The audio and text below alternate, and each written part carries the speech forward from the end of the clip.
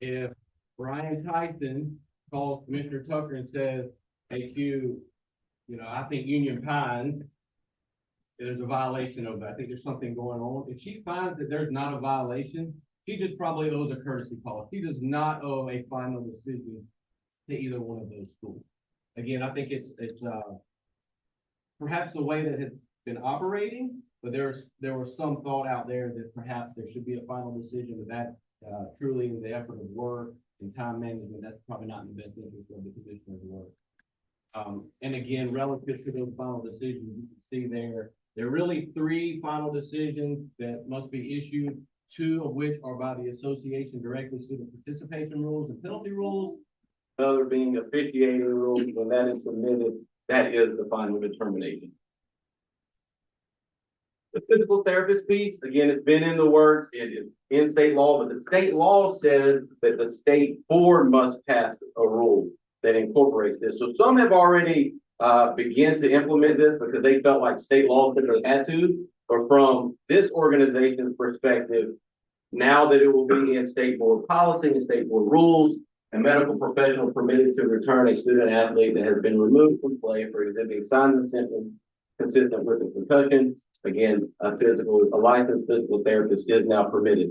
I will share that there are some conversations going on about potential amendments or requests for amendments that there would like to be a piece in there relative to physical therapists receiving training in concussion management, because right now that is not a requirement, something that the sports medicine feels like if they're going to be managing concussion, they need some sports management concussion training. The next amendment clarifies that administrative organization finds that transfer was for a bona fide purpose. It may waive the 365. We already know that piece, but the amendment is relative to the rule administrator notifying both schools, not just the requesting school. So for an example, if you have 2 schools that do not agree on a transfer, and then the receiving school then submits a waiver, whatever decision the association makes, they must notify the receiving school as well as the sending school so that the sending school is aware of what's going on with one of their former students. The next piece, again, is student participation rules. A big one, no change from what I presented last December, but again, this is one that's going to be highlighted. The amendment clarifies that excused absences under state board rules and policies are not factored in when calculating the attendance for previous semester. Was a small piece relative to perhaps whether it was local policy or state board rules, but it is now state board rules. They will also be formalized at either this meeting or next meeting. So by July 1, those state board rules relative to attendance policies will be factored in. And then the last one relative to rules and policy is a restructuring of the sequence, the procedural sequence relative to the appeals process. Prior to, and even now until July 1, the association had the opportunity to speak first, but the general counsels of each organization were in conversation and felt like that it was best that if the appealing school, that party has the opportunity to present their appeals first, similar to what you see in other systems of appeals, that would be best for both organizations, and then that will be followed by the state association. Just want to mention a couple of strategic plan initiatives that are critical to athletics. So some things that I'm working with the leadership team on. Again, Action 2 and Pillar 1, career development plans. We're working with CTE, and this is also starting to bleed over into physical education, trying to enhance the sports medicine program. We know that that's a pipeline for an area that is critical to our student athletes, to our athletic programs. So we want to make sure that we're enhancing that. I was able to hear Dr. Gaines speak at the state board meeting relative to some CTE credentials. I just thought it was fabulous that we have that pipeline, and I felt like it was critical that we start to include sports medicine as a statewide program. So we're going to try to figure out some things that we can do to assist, because again, we know that it will help our full-time athletic trainers with some assistance, but also perhaps those students aren't in our athletic programs directly. And we know the benefit, even if you're not in those participating as a roster player. The next piece is improving student and staff health and well-being. We're collaborating with the Research and Promising Practices, that's Dr. Sean Kellogg over at DPI, relative to chronic absenteeism. We know that athletics is one of the highest, if not the highest, dropout prevention program that you have in your schools. So we want to make sure that that's highlighted in our efforts to reduce chronic absenteeism. Partnering with community and health service organizations to identify strategies to expand school-based health services. Again, we are working with the operations team, and what can we do to enhance the opportunities for you all to receive work from sports medicine providers, athletic trainers, certified athletic trainers. I've been fortunate enough to be on several calls with Jan and some folks in the field. Again, we're working with everybody. We're bringing everybody to the table to see if we can get some athletic trainers in interscholastic athletics. We are learning that athletic trainers, there's not a shortage of athletic trainers. There's a shortage in interscholastic athletics. So we have to figure out a way we get those into our program. I want to talk a moment about youth and teen mental health and first aid. As you know, that it was on the policy committee. But again, this came out of collaboration with Senator Tedros out of the Charlotte area and his draft bill, Senate Bill 550, relative to the Coaches Care Act. Again, we felt like that this was a way to collaborate, to work together. And I think that's why you saw a collaborative proposal that we work with the senator, we work with the state association, we work with other professionals in this field to bring something to this board of directors that will benefit our student athletes in our athletic programs. And then as I wrap up toward the piece on strategic plan, celebrating public education success.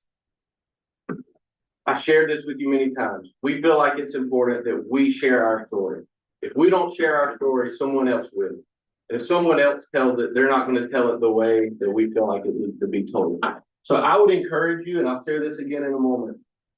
If you have stories that you feel like need to be shared, please share them with me. We can share those. We have a big database that we can share those with, from district personnel, to school personnel, to administrative organizations, to other organizations that are in athletics, to, again, to share our story, celebrate excellence, and galvanize champions in our community to rally around interscholastic athletics.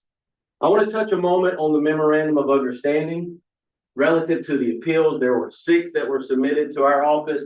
3 of those were heard by an appeals board and a subpanel of that appeals board. 3 of those were withdrawn before we could schedule the appeal. I want to thank the NCHSAA and the staff for submitting the annual report and the annual audit in an extremely timely fashion. It is very beneficial to the collaborative work that we're doing together. So Commissioner Tucker, thank you to you and your staff for that. Just a quick piece about Infinite Campus and the student information system. We have tools for athletic directors, and we are continuing to build tools. One of the tools that we are building is the Scholar Athlete Report. I've been working with Alex Bass on that, so athletic directors know that that's coming and something that we anticipate on having in the near future for your use relative to scholar athletes. This is just an encouragement slide. I would ask that you encourage your EDI administrators to please make sure that your athletic administrators are entered into the system.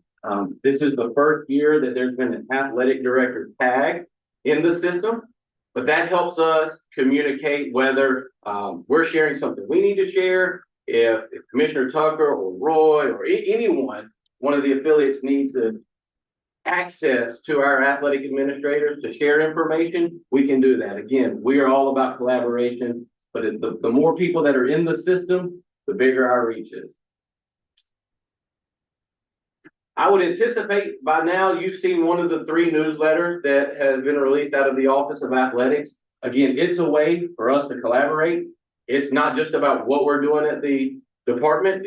We're gathering information from all the organizations. We're able to share those stories, some of the other initiatives like Find Your Fit, Build Your Future. Just some things that we're really excited about. But I think the biggest thing is it shows collaboration, and it allows us to tell our story the way that it needs to be told.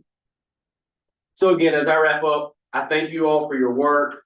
We look forward to working with all of the organizations in North Carolina that benefits our student athletes, our athletic directors, our superintendents, our principals for the work on behalf of our student athletes. So thank you. I'll be glad to take any questions if there are any.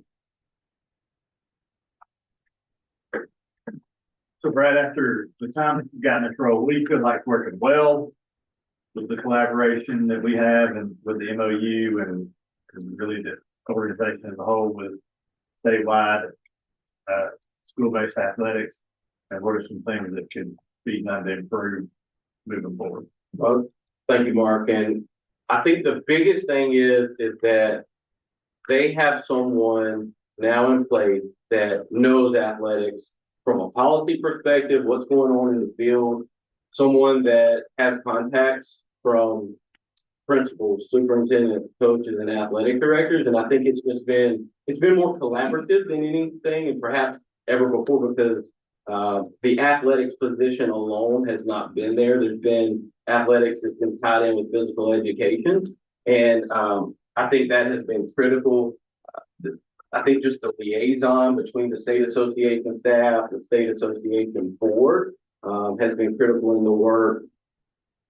When the state board addresses policies, they now have someone that can say, yes, I spoke to Commissioner Tucker. I spoke to President Gamey. I spoke to Roy Turner, whoever it may be, and it's just a direct relation of what's going on in the field. As far as perhaps improvement areas, I think we are on the same page now, and I think that's really good. But I think it's the continued collaboration, working with each other, which again has been there, and I think just continuing that work would be the best interest of both organizations.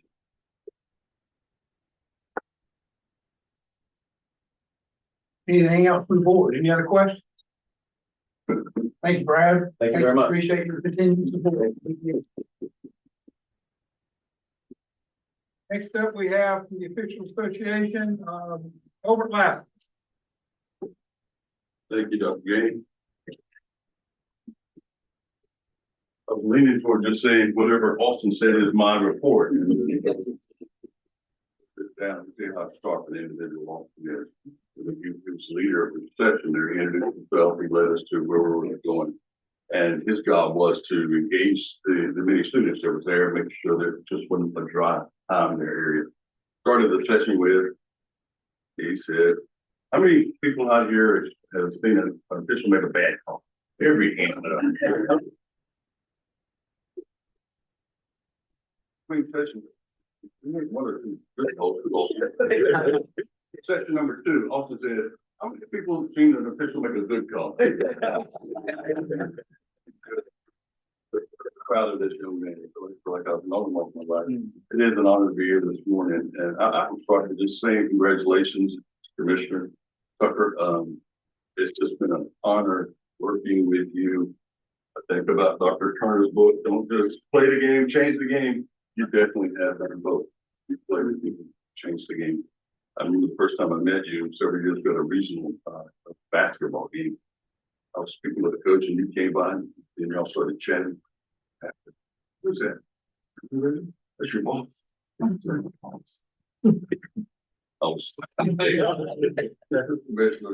it has been an absolute honor. You're leaving this organization better than you found it, and it's been an honor working.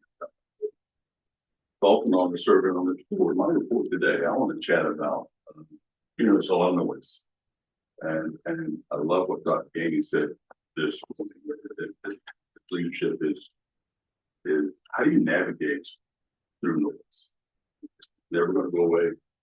You don't have to be loud, but how do you hold steady, navigate through the noise? And that has been what I see sitting in these board meetings.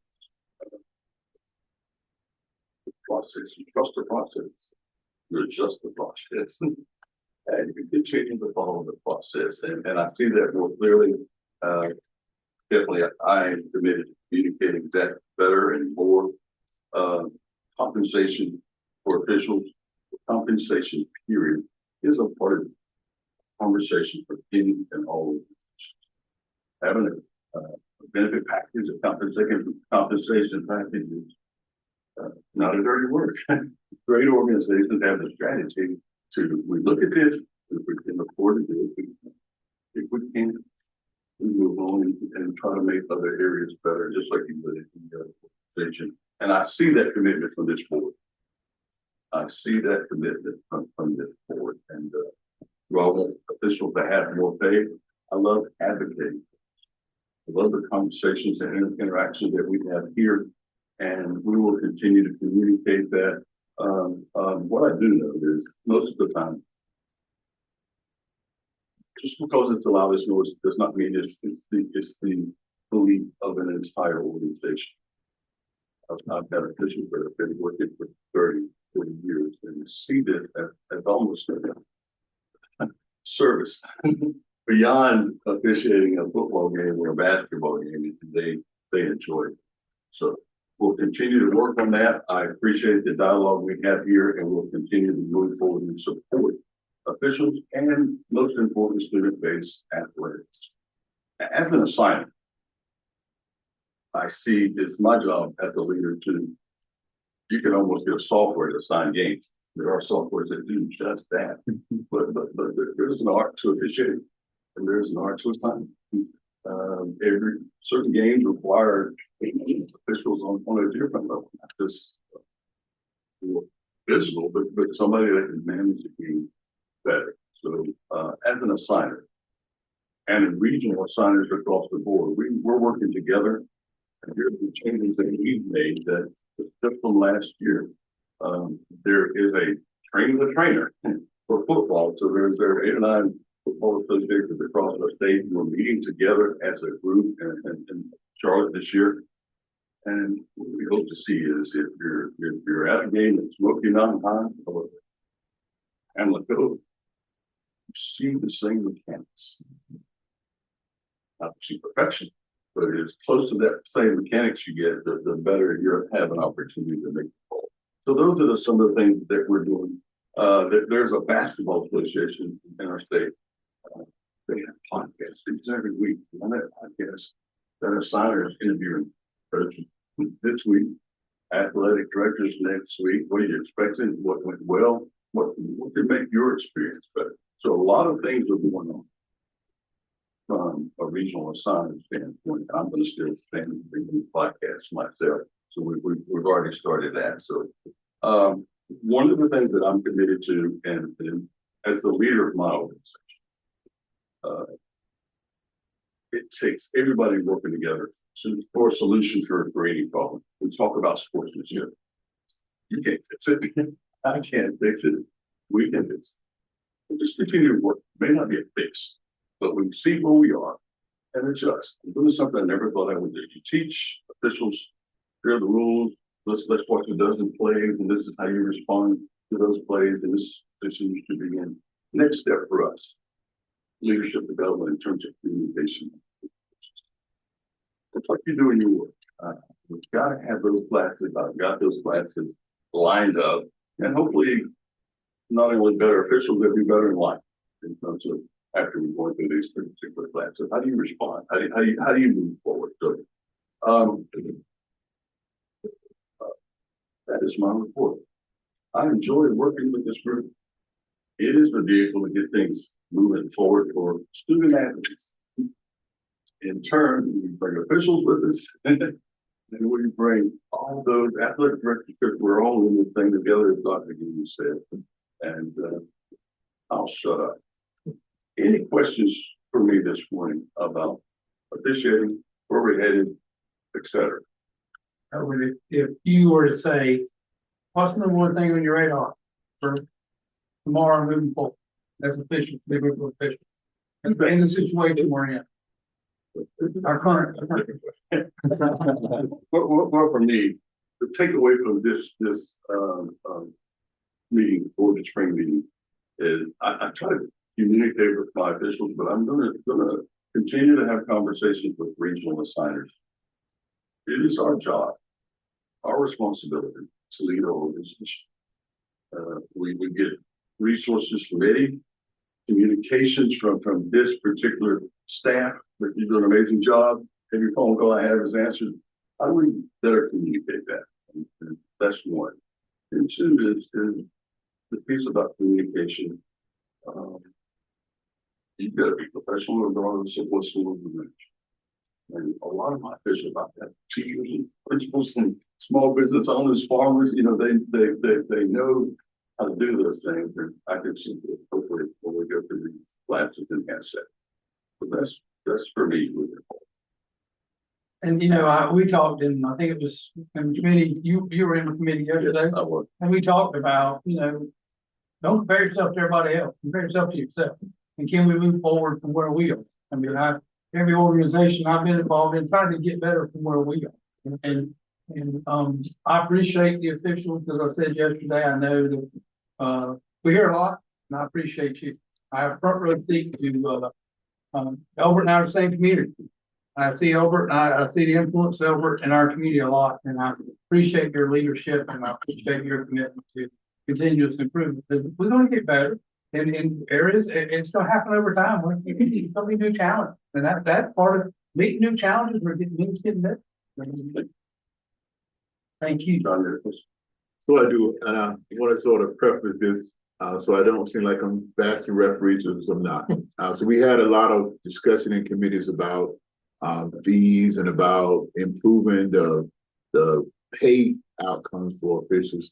My question is, what are we going to be doing to sort of improve you talked about the mechanics. How do we improve the product that we are seeing on the field? How do we standardize it so that one game I have a set of refs making these type of calls, in the very next game, the set of refs is making a totally different set of calls in the same scenario. So AD's talked to me about that. How do we standardize the product that we're putting on the field?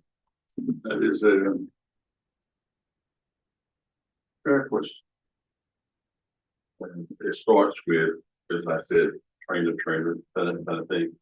I think that will move us in a general direction.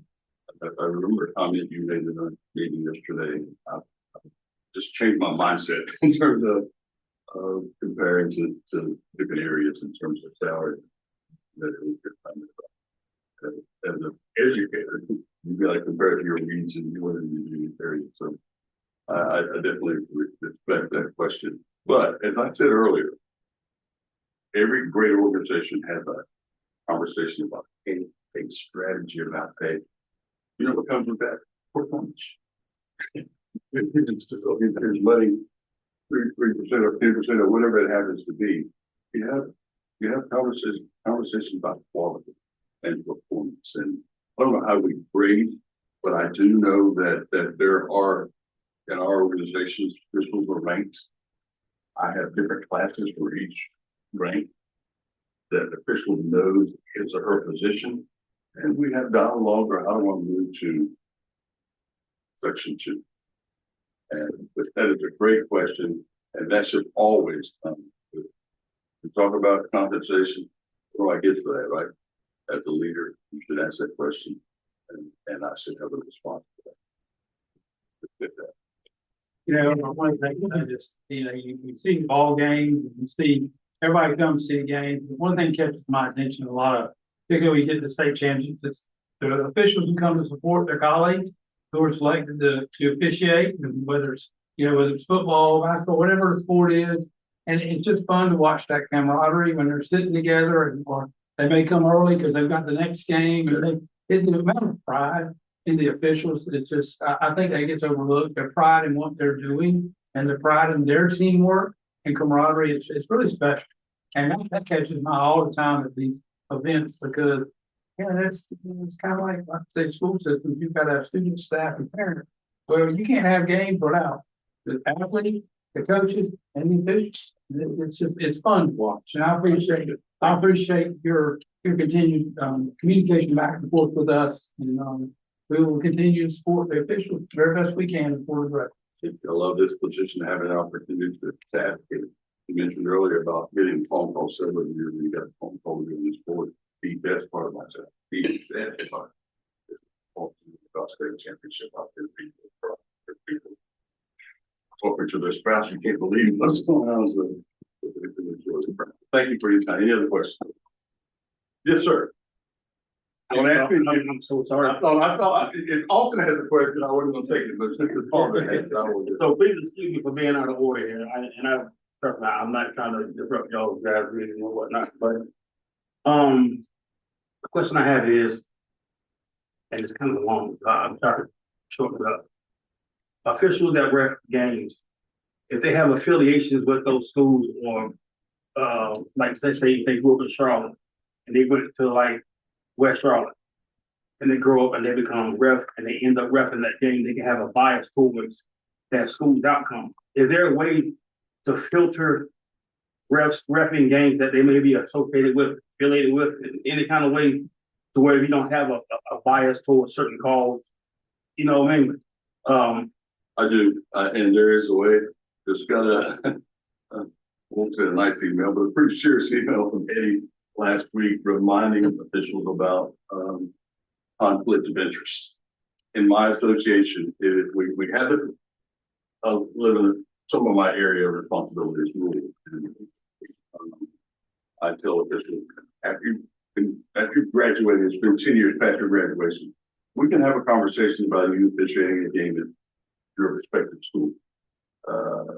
Rarely is it at home if it occurs, but we try to keep officials away from schools they've graduated from, schools in which they have connections with a spouse or somebody that works with teachers at the school. I've got assistant principals that officiate, and I've got to send them outside of my particular area to keep them from any school. So great question, but there are measures in place. It's just that. Thank you. Thank you, Howard. All right, next we have, Joe Franks from the North Carolina Coaches Association. He is with us remotely, I do believe.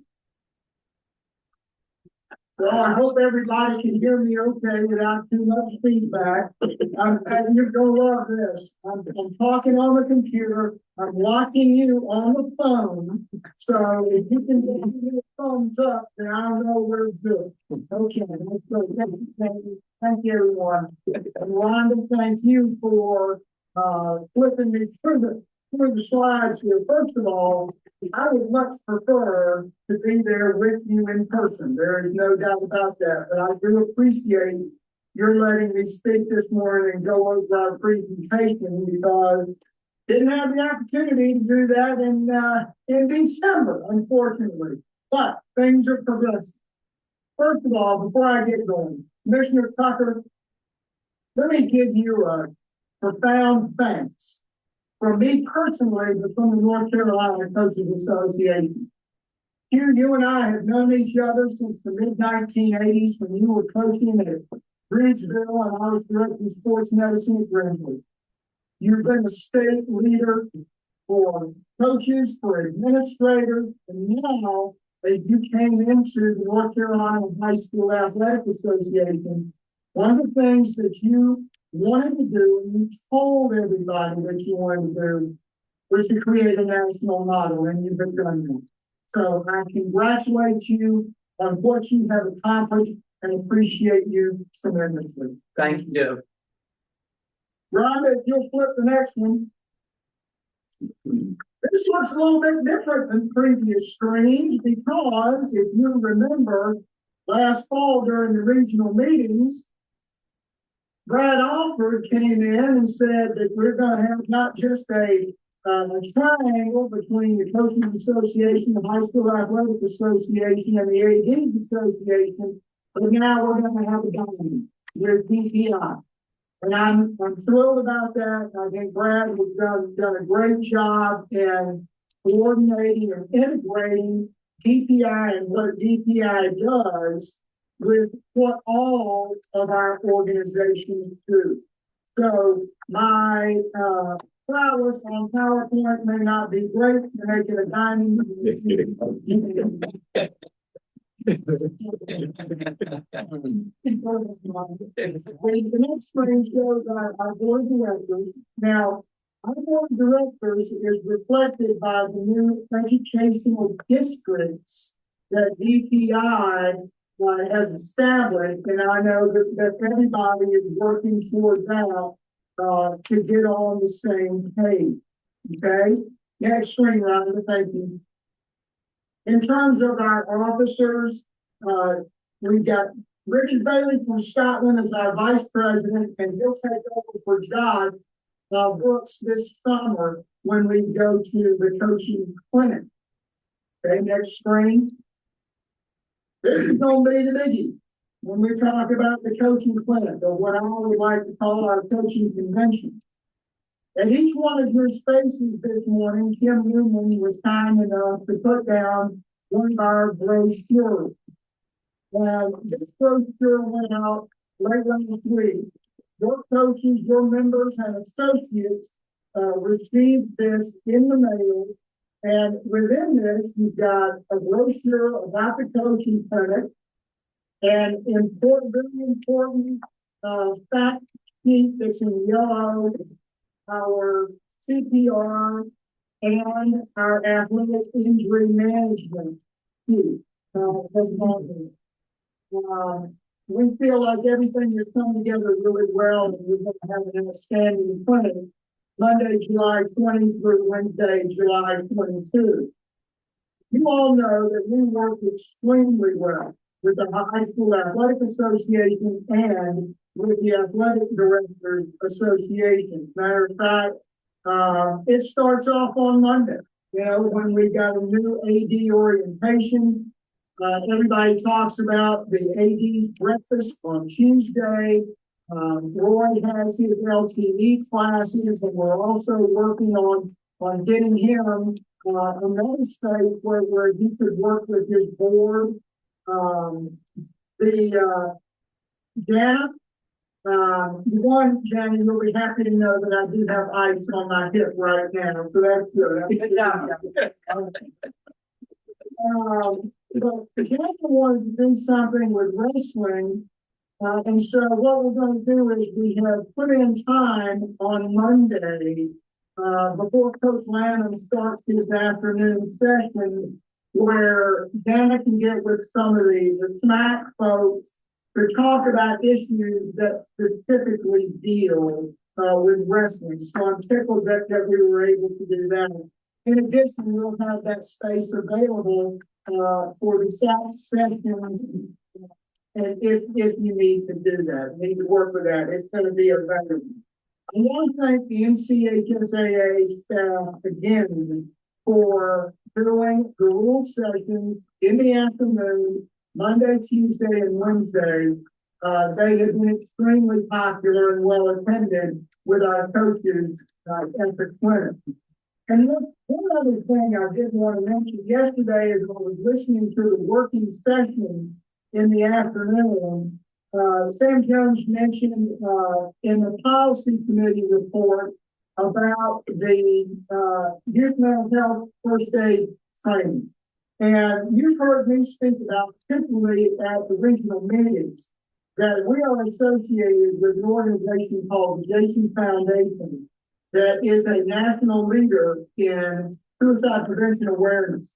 And every month, all of our members and associates get a snippet email, an informational email from the Jason Foundation. So, hey, we're on the same page. This is another example of what we do together and how our missions integrate with each other to help out coaches and student athletes and schools across North Carolina.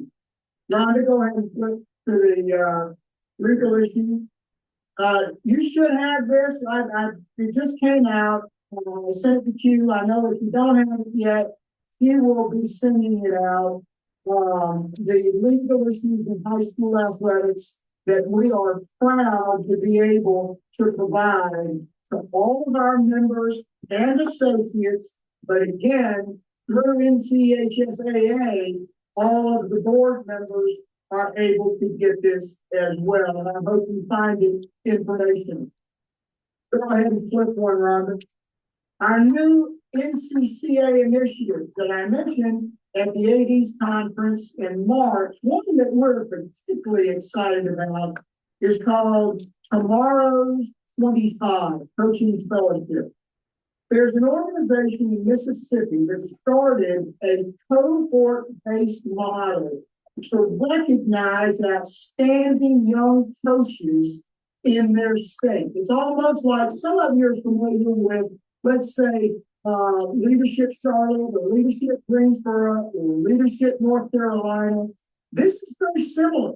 And we're taking, North Carolina signed on. We were the third state to sign on to this. And we're in the process right now with a selection committee of picking that first cohort that will be announced this summer. And we are extremely excited about this. And I believe they've added, let's see, so Mississippi was the first, South Carolina was the second, North Carolina is the third, and I believe they've added Arkansas.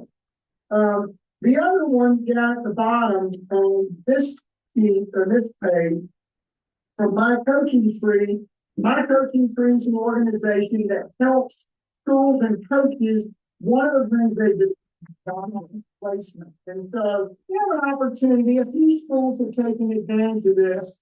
But you remember, as we all did, years ago, NCHSAA had a job board and kind of got away from that a little bit. Just became very cumbersome. This organization has been able to do this in a few states, particularly Texas, but they offered something to our ADs. And like I said, a few schools have taken up on that. There's no cost to our members to do it, and there's a minimal fee for school, but you get unlimited job application posting. Go ahead, Rob. The next one. Our website's nccoach.org. That's going to get real busy because that's where we have all the clinic information. We'll have clinician information. That will be updated. It is updated right now with clinicians, but I'm working on getting all of their topics. And when we do that, we'll have the clinic scheduled in there and ready to go. EastWestAllStars.com. I know that might be an old slide, but that's everything that goes along with our All-Star game. We have both basketball and soccer now in conjunction with the clinic in the summer, and we have football in December. Go ahead, Rhonda. Our two social media accounts on X and on Facebook, our webpage kind of on Facebook, popular. Follows are increasing. Earl Vaughn, and many of you remember Earl, longtime and Hall of Fame member and sports writer, has taken that up for us, and he does a fantastic job. Go ahead and flip, Robin. Folks, first of all, again, I appreciate the opportunity to do this.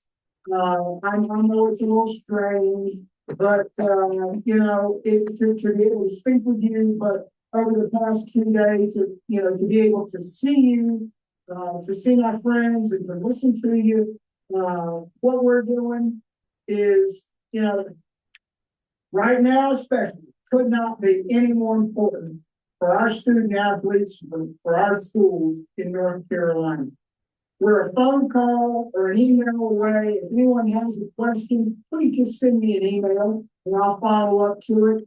Again, Dr. Danny, thanks. I hope it worked out. I hope I didn't. And I'll be looking forward to watching and listening to the rest of the meeting. Thanks, everyone. Thank you, Mr. Franks. Thank you for all you do. Any questions with Frank before we move on?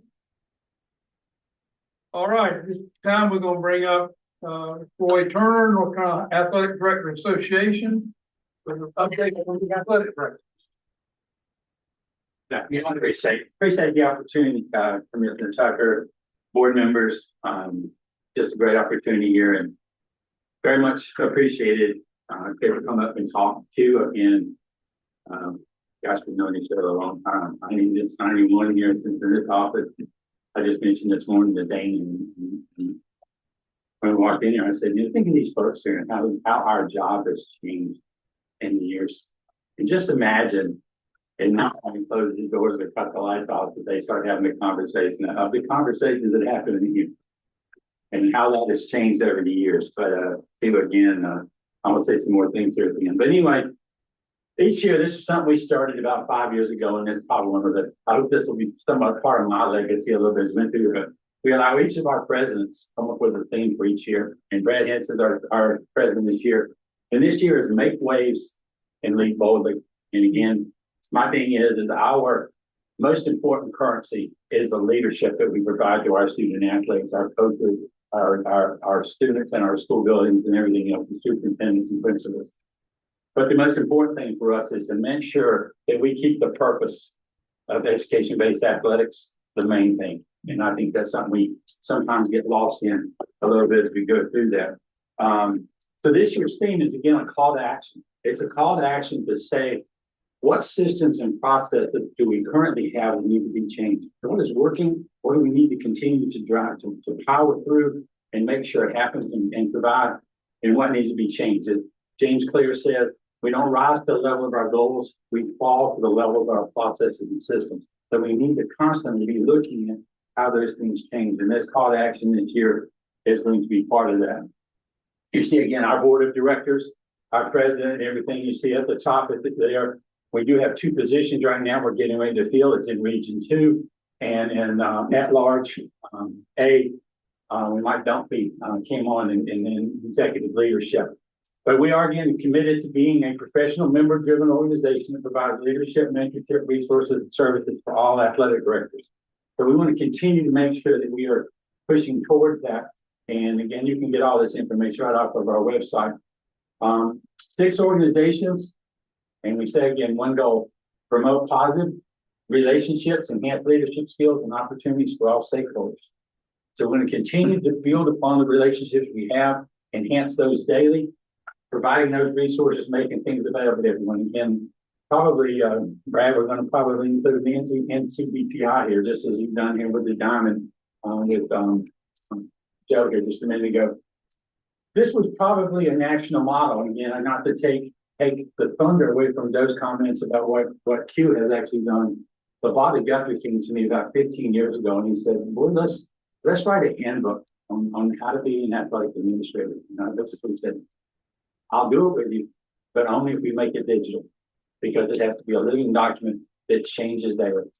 And so we started this and we created this toolbox and started putting information in here. So you can go right to our website or you go to NCHSAAtoolbox.com and you can actually look at this directly. Rhonda sends us things from time to time, these checklists and stuff. We keep those things updated, try to keep constant. But this is something that changes every day with everything that we're doing and the world around us is continuing to change. This is a new thing that we started last year, and I'm very excited to be able to just launch this the 1st of May. We now have a video vault. You go to professional development, go down in there, now just put your email address in. All of our members can get access to all of the videos and presentations that were presented last year at the conference and this year at the conference. Opening keynote sessions, Q's presentation each year. So again, I'm really excited about this because what this has done is this now has opened us up 24/7 as an opportunity for us to get information out and bring the best practices to our ADs here in North Carolina. So really excited about this and know this is moving in the right direction. Why should you again as a principal or superintendent? And again, it's ADs that are in here. If you raise your hand if you remember some ADs that are in here, just make sure. Certified, national certified, again, appreciate you guys for that. Why get involved again? We're building. We have the best of the best. We have after school, again, we're training for everything. We're looking for when, like I said, the event somebody shows up on campus, it should be there. We're doing training for things. We prepare for the worst, but we're planning for the best. And I think that's the key. Certification is a big part. National recognition, what we're doing here. And if you've not been, again, Joe mentioned the AD breakfast. But I'll tell you what, you have a question. Same I say this here to principals, because you're welcome to join us in Greensboro, 8 o'clock on Tuesday morning. Come in and listen to those student athletes read their essays about the impact that education-based athletics have had on their life. Your eyes will sweat a little bit. But it confirms what you do the way you do it. Membership benefits, liability insurance, again, state national awards and partner with parents and community members. We continue to build upon those things. Some professional development opportunities here coming up. Again, as I said, our Summer Leadership Academy. We are actually going to be teaching about 9 classes during that time. Registration is open on the website. Our leadership breakfast, as I just mentioned, on Tuesday the 21st. And then national conference in Phoenix, Arizona this year, and our state conference back down in Wilmington in March. On classes, webinars, again, these are available all the time to the NCHSAA. So you see some things again, why you should get involved again, as we said, the marketplace is something else we just created. It's a 24/7, 365 that can go in and see any of the vendors or partners that were at the conference and be able to get access to them and go directly and talk to them. But some of the numbers you can see here, and I'll put these up real quick. As of 471. Now again, you'll start thinking we only have 446 schools. So you see we have more than 100% participation. That's continuing to grow. When I took this job over 2015, we had 0 dealer members. So again, you see that kind of growth, almost 500. That's our target right now. We're starting to figure out where we're going to go. 236 ADs came to the state conference. It's almost 50%. Transformational leadership, you get to see again. Most of the ones who've taken there, 127, 127 at 236. And then awards. That's the thing I felt most about. We get to celebrate the impact and influence that some of our folks have with our ADs of excellence, our citations, our AD of the year, our Hall of Fame reductions and everything else. So again, who will join us and share best ideas and practice? So to navigate the journey ahead as we make waves and leap forward. And that's my challenge moving forward. So my final slide today, and I try to always leave you with something to make you think, to make me open your mind and think a little bit. This will be a little bit about Q2. In 1974, obviously, I know it's not going to believe this, especially with John saying he was only 42 years old last night. But in 1974, I was a senior in high school. Oh, like 1974.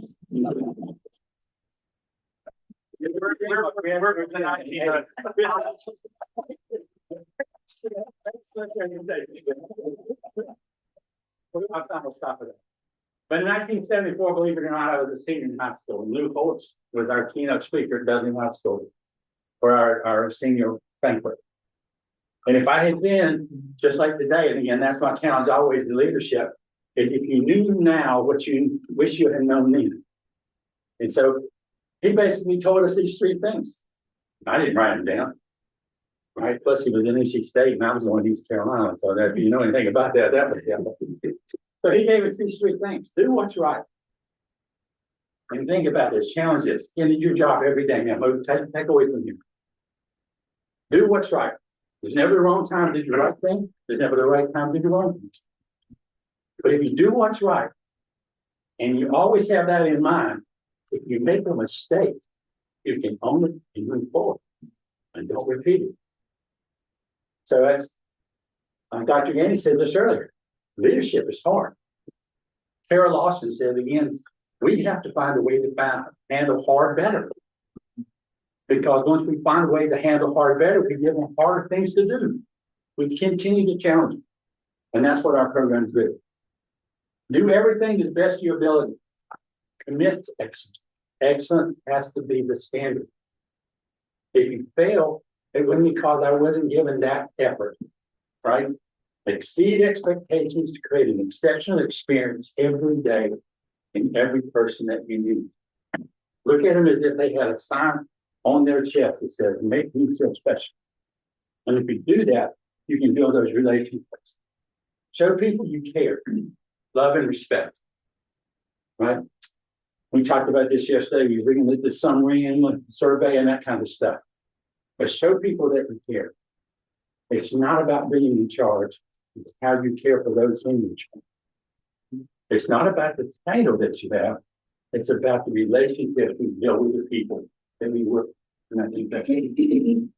Coach said that every person you meet asks themselves these 3 questions when they meet you. Do this is where you come back in. And I trust you. Are you committed to excellence? and you care about me? Are you willing to help me become the best version of myself? And I can think unequivocally in my tenure working with you. Yes. So that's my challenge. So as we look at this, we lead boldly, right? Making waves, leading boldly. I'm gonna give you something just to walk away with a little bit. Thank you on that, sir. Right? She's making waves. She's creative. She's facing things straightforward. Never taking a step back in that entire time. But who on your staff right now currently sees that wave coming and gets knocked on their butt? It's knocked down, but you got to get back up. And who else on your staff and who are your student athletes sees that wave coming? They route it to future success. It's all about perception, preparation, and then we said those 4 E's. Right? Exceed expectations, exceptional experience, trying to create. Thanks. Thanks for the opportunity.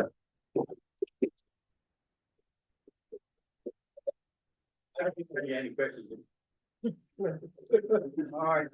Thank you, Mr. Turner, and thank you, Brian, Albert, and Joe, for your great presentations.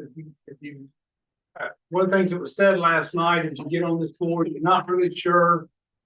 I remember thinking, I don't know what I'm going to do when I get that meeting. I'm just going to watch. And I told another colleague, same thing. I said, well, I'm just going to try not to get myself in trouble in that room first. But over time, you start seeing how these different groups work with the board of directors, and it's very powerful. And over time, you learn more when you got to your presentations on day 2. And so appreciate y'all, appreciate your continued efforts to forge relationships, build relationships, Brad. Appreciate your extra efforts in the last year to increase our relationship with DPI, and of course Albert and Joe and Roy. I expect to hear from you every time now, and so one day I'll miss those days. And it's just always fun to hear the great work you're doing in your organization. All right, well, I also want to recognize we do have some media here, and I'm sorry I did not recognize you at the beginning. It's been a long time. It was back before the COVID pandemic. We used to have media here particularly on this day, and you guys were here yesterday. High school teams, thank you for covering us. And you're always welcome. These are our public meetings, and we appreciate you being here. And I'm sorry I overlooked it. I don't even think I mentioned yesterday, so sorry about it. I love seeing what y'all post all the time. So, but we have come full circle. You coming back, they kind of come full circle to where we were before the pandemic. So I remember when I first got on the board, there was like multiple people involved.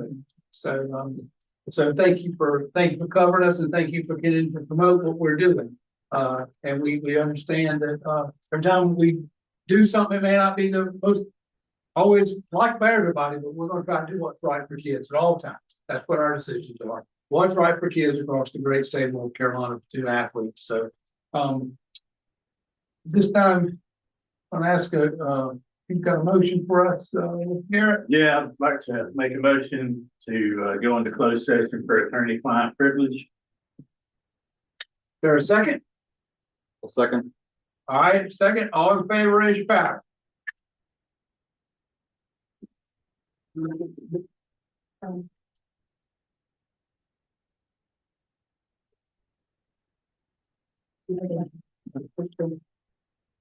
Okay, board members, we're going to go in closed session, and then we are going to come out.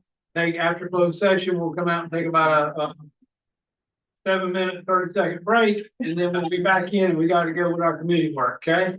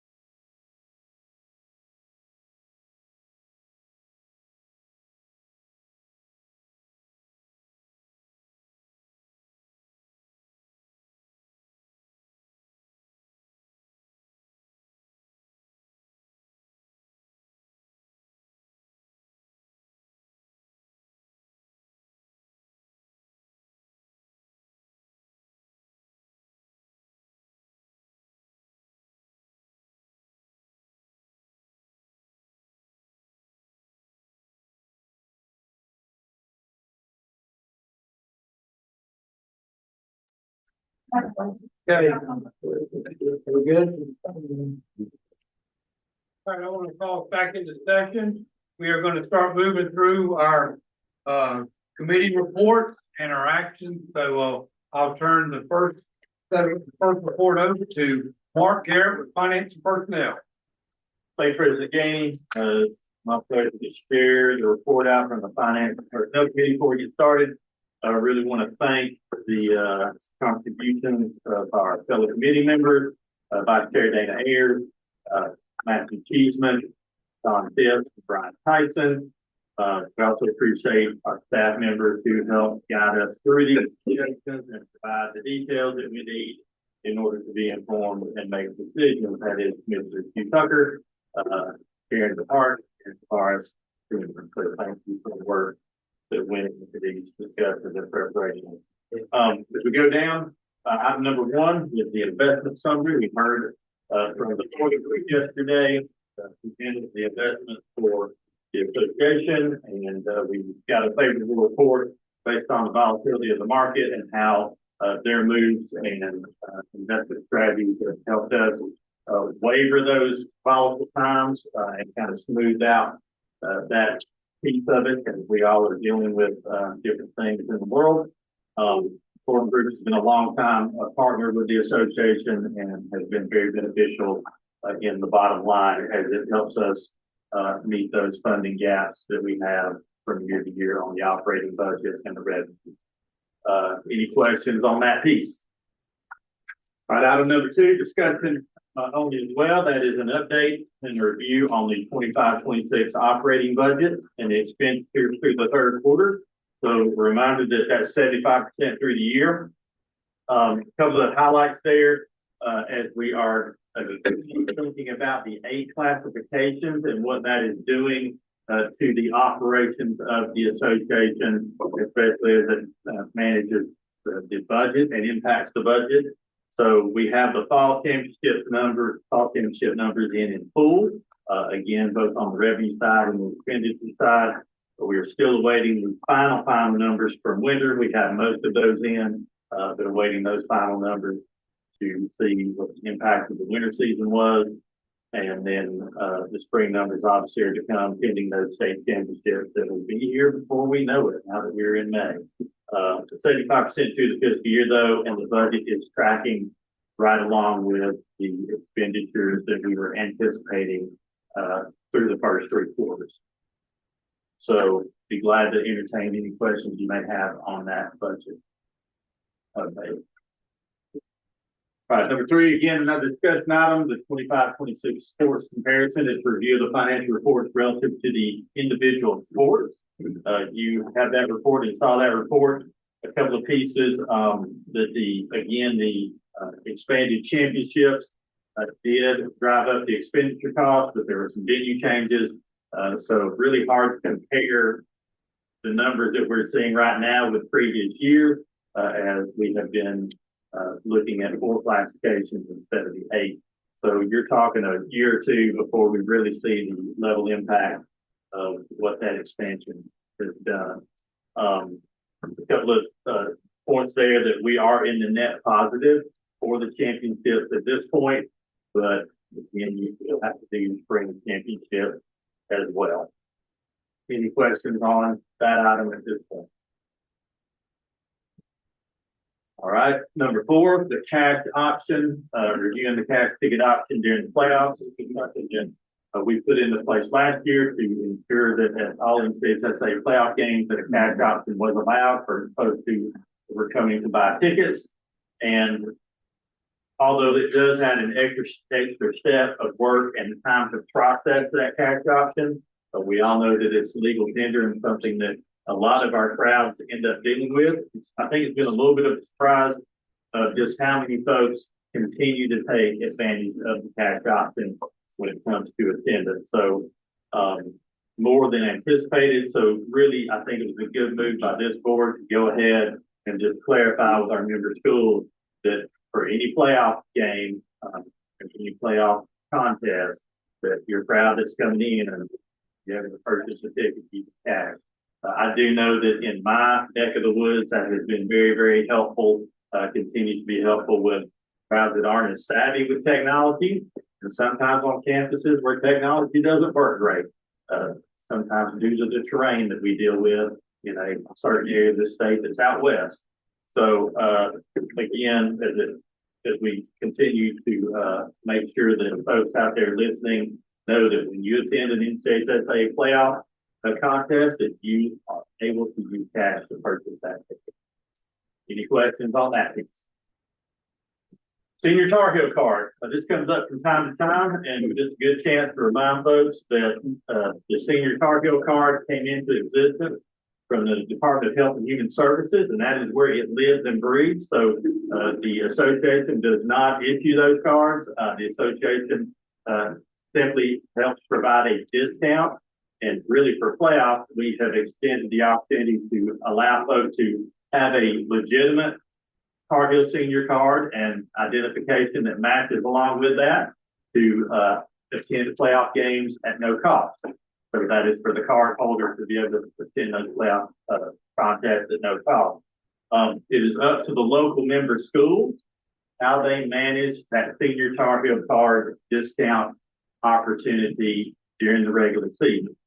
The association only has given directive, provided that one card with ID allows it. So just some clarification there. Anyone who's out there listening that is wondering how they can get a Tar Heel senior discount card, just connect with their local Department of Health and Human Services, or they can go on the website. And I think it will guide them through that process and where in the state there are some regional places you can pick those up. But again, member schools have jurisdiction over that discount and how they apply that discount through the regular season and through NCHSAA playoffs is when we allow admission for the card holder. We do have one action item that we bring before this esteemed board this morning, and that is the approval of a TPG contract renewal. We are ending up a current 5-year relationship with TPG. For those listening, that is Teal Properties Group. That is the third party that we use to help with our partnership development as an organization. So we obviously have the ability to connect with sponsoring organizations, sponsoring companies, businesses who would like to be affiliated and provide some benefits to the association and the member schools. So we use the Total Property Group, or TPG for short, to manage that. We are again ending our current 5-year contract. There are two options that we may look at as an association and as a board. One is to again renew a 5-year contract, or we have been presented with an opportunity to do a 10-year contract.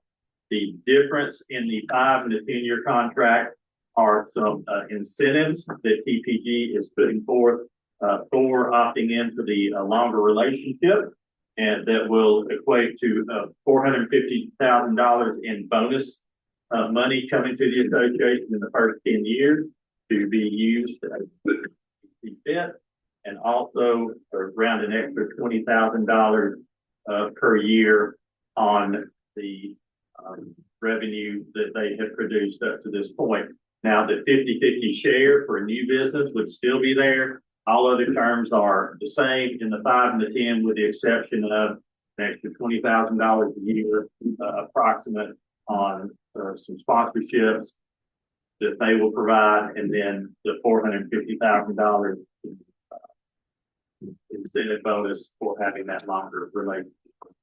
After staff input and research and in discussion with our finance and personnel committee, we do bring that before the board as a motion, and our recommendation would be to opt into the 10-year contract with TPG. And Mr. President, I do bring that in the form of a motion. Okay, we have a motion by Mark Garrett. Is there a second? Second. Second by Matt Cheeseman. All in favor, raise your paddle.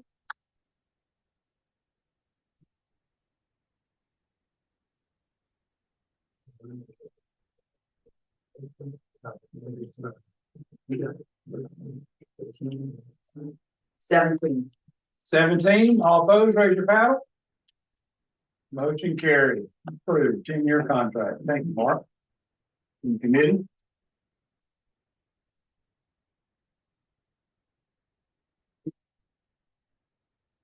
Our next item is an update from the foundation trustees. A good reminder to the public that the NCHSAA Foundation Incorporated is a separate 501c3 entity with a separate board of trustees, and they govern the functions and the management of the funds that used to be known as the endowment. So you've heard us for years talk about the endowment. So the endowment is decoupled from the NCHSAA as an organization, and is run by this separate 501c3 that has been in place now for about 2 years. And we do have some staff who serve in an advisory capacity, but there is no governance at all from the NCHSAA or the board of directors over that funding. Now, a good reminder too that this NCHSAA Foundation Inc. can provide grants to schools and scholarships to students directly. The association is no longer allowed to do that.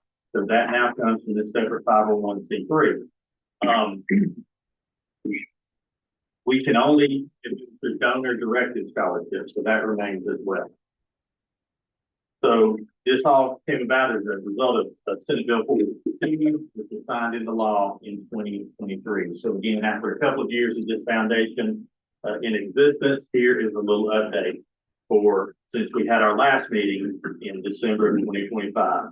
Since December 2025, this organization has approved $59,250 for scholarships and awards in this current school year. The Foundation Incorporated also has approved recommendations for grants from external evaluation teams in the amount of $118,940.88 for the 25-26 grant cycle. That's money that has gone directly to member schools for various projects. So pending the April report, calculations will begin for the 25-26 school year in distribution. So all member schools will get a distribution from NCHSAA Foundation Incorporated in this current year. They will receive something from the foundation. The foundation board of directors are determining that amount now. That will come again directly to those member schools. Future goals for this organization continue to be to come to a full board. So their board members currently include Dr. Bill Steed, Dr. Bill Miller, Dr. Kathy Spencer, Dr. Anna Hips, Mark Manfield, Andre Lassiter, and Neil Blankenship, and they're looking to round that out with 2 additional members.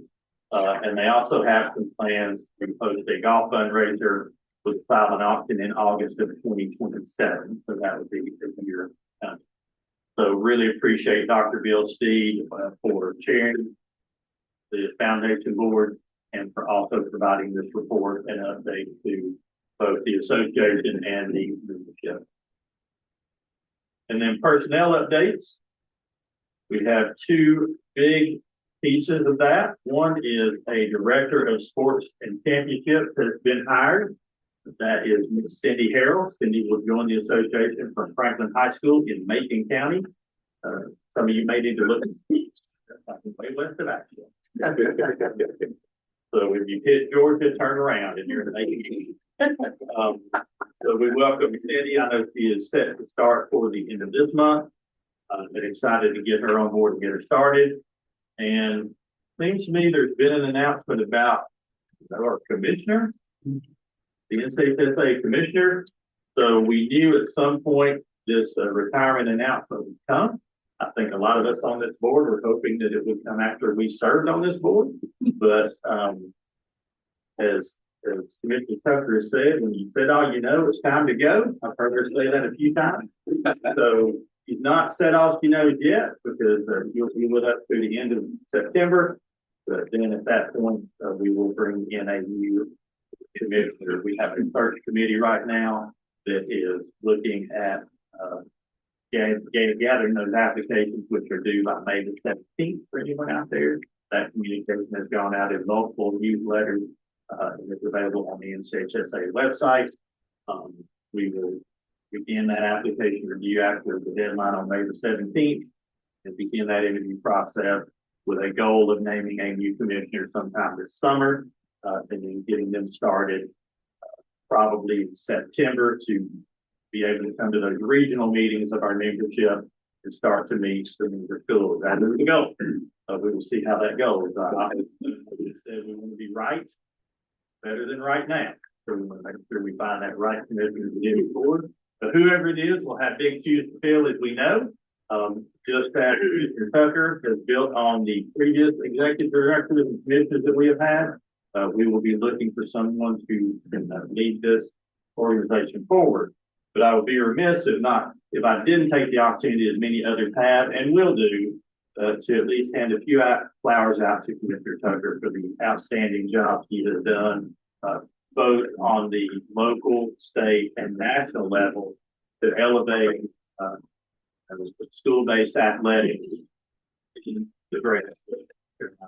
One thing I have always appreciated about our commissioner is I don't have a conversation with her that she doesn't mention students and she doesn't mention student athletes. I think that is a legacy that I will take forward and try to hold myself to that same standard as well, because we got into this business with our eyes wide open, Commissioner, and we know what we're asking for when we step in. And as Commissioner Tucker has shared many times, that is our focus, our student athletes. So thank you, Commissioner Tucker, for your service. We're not done. We got big plans until you get out of here, and we'll continue to move forward. So those are the two personnel items. One thing that I did want to mention too, for our folks who are out there wondering in our member schools, there's been some discussion about the balls and what those balls will be used for the coming school year, for the 26-27 school year. So just want to mention that those contracts are being finalized right now. We had our chance to weigh in as a board and voted as a board to approve some of those initial contracts, and now the staff is working to finalize those contracts, and schools will be notified once they are finalized. So once that process is complete, our schools will find that out. Also, a great reminder that just because this is the list of balls that will be used in the playoff round where the association provides the equipment, regular season is not under the jurisdiction of this association. So member schools are certainly welcome to use whatever balls that they prefer. We are just talking about those that will be used in those playoff rounds where the equipment is provided. And President, that ends up mine, and let's start our questions. Thank you, Mark. Thank you. Appreciate all the work of the Finance Personnel Committee. At this time, we will bring up Sam Jones, who will present information to the Policy Committee.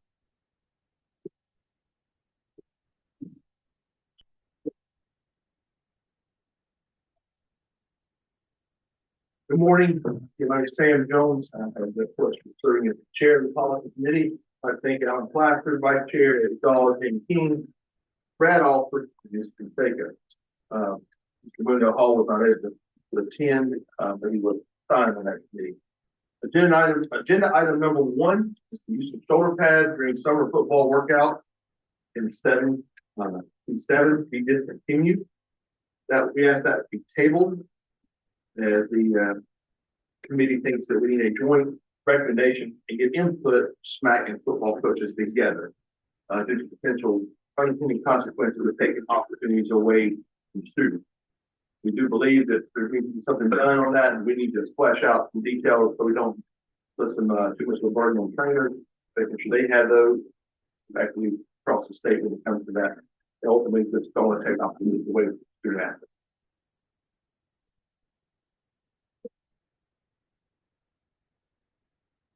Number 2 is the youth mental health first aid training.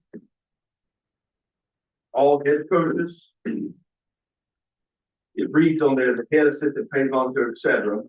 We're going to mark out head assistant, paid volunteer, etc. And it's going to be, we should read, all head coaches shall be required to complete youth mental health in first aid training program once every 3 years.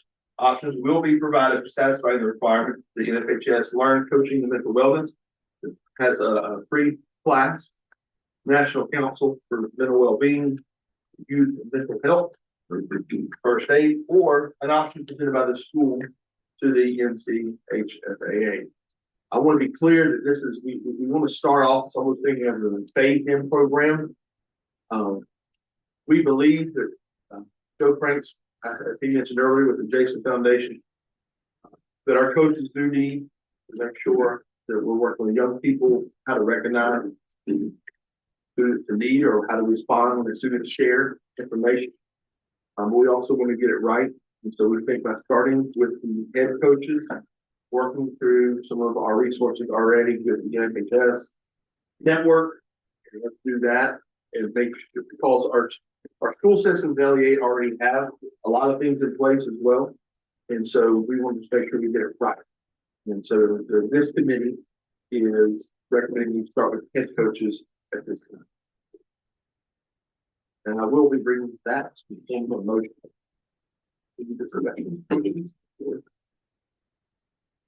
So yeah, in your committee discussion, what was the determining factor of the head coaches again versus the all coaches?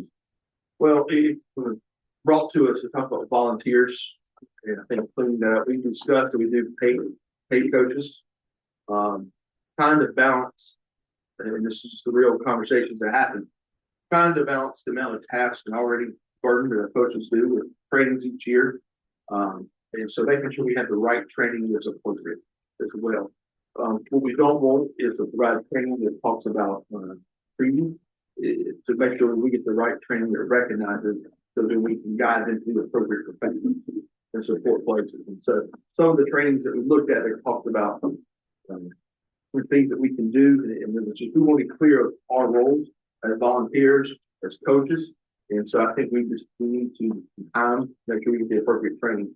You know, and volunteers, is that a position, the bus driver and the guy filming, or is that everybody working with young people? And so that's where we started. We did say at one point, we said, what if we did all paid by school system employees? And we realized we have a lot of non-faculty coaches out there. And so putting in a head coach at least ensures that every sport has somebody who is going through this training.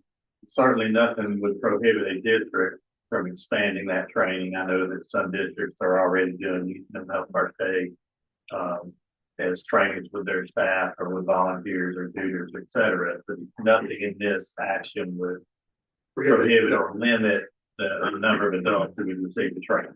Absolutely, and the NHS is a free training that it will be available for anybody, you know, so if your AD principals want to go ahead and start that requirement, it is available. I think from a state level, the fear was really, we have the resources, we have the best resources to give out. I will say, I think there's also conversations with some partners. Blue Cross has reached out, talking about maybe they've provided some people with some face-to-face training.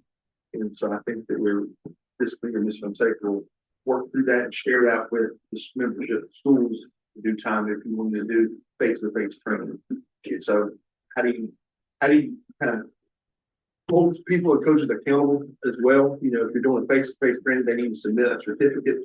And so it will be submitted through Dragonfly, is that correct? Or there'll be other programs. Any other questions? All right, we have a motion on the table from Sam Jones. Is there a second? Second. Second from Alan Blaster. All right, all in favor say aye. Raise your hand.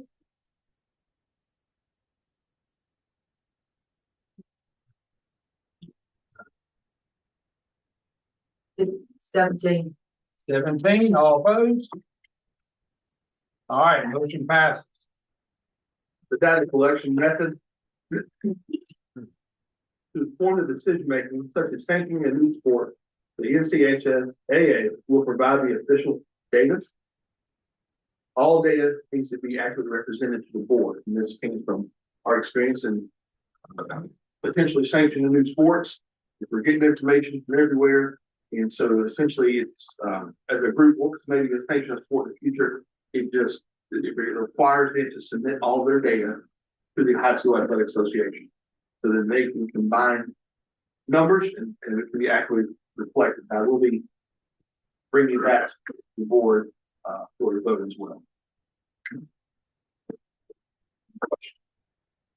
Got a motion, sorry. Yes. Okay, we have a motion from Sam Jones. Is there a second? Second? Who is the second? Andy? All right, all in favor, raise your power.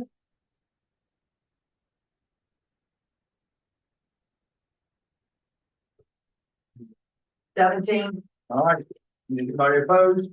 We have 17 people voting, is that right? Yeah. All right. All right, moving on, next up, thank you.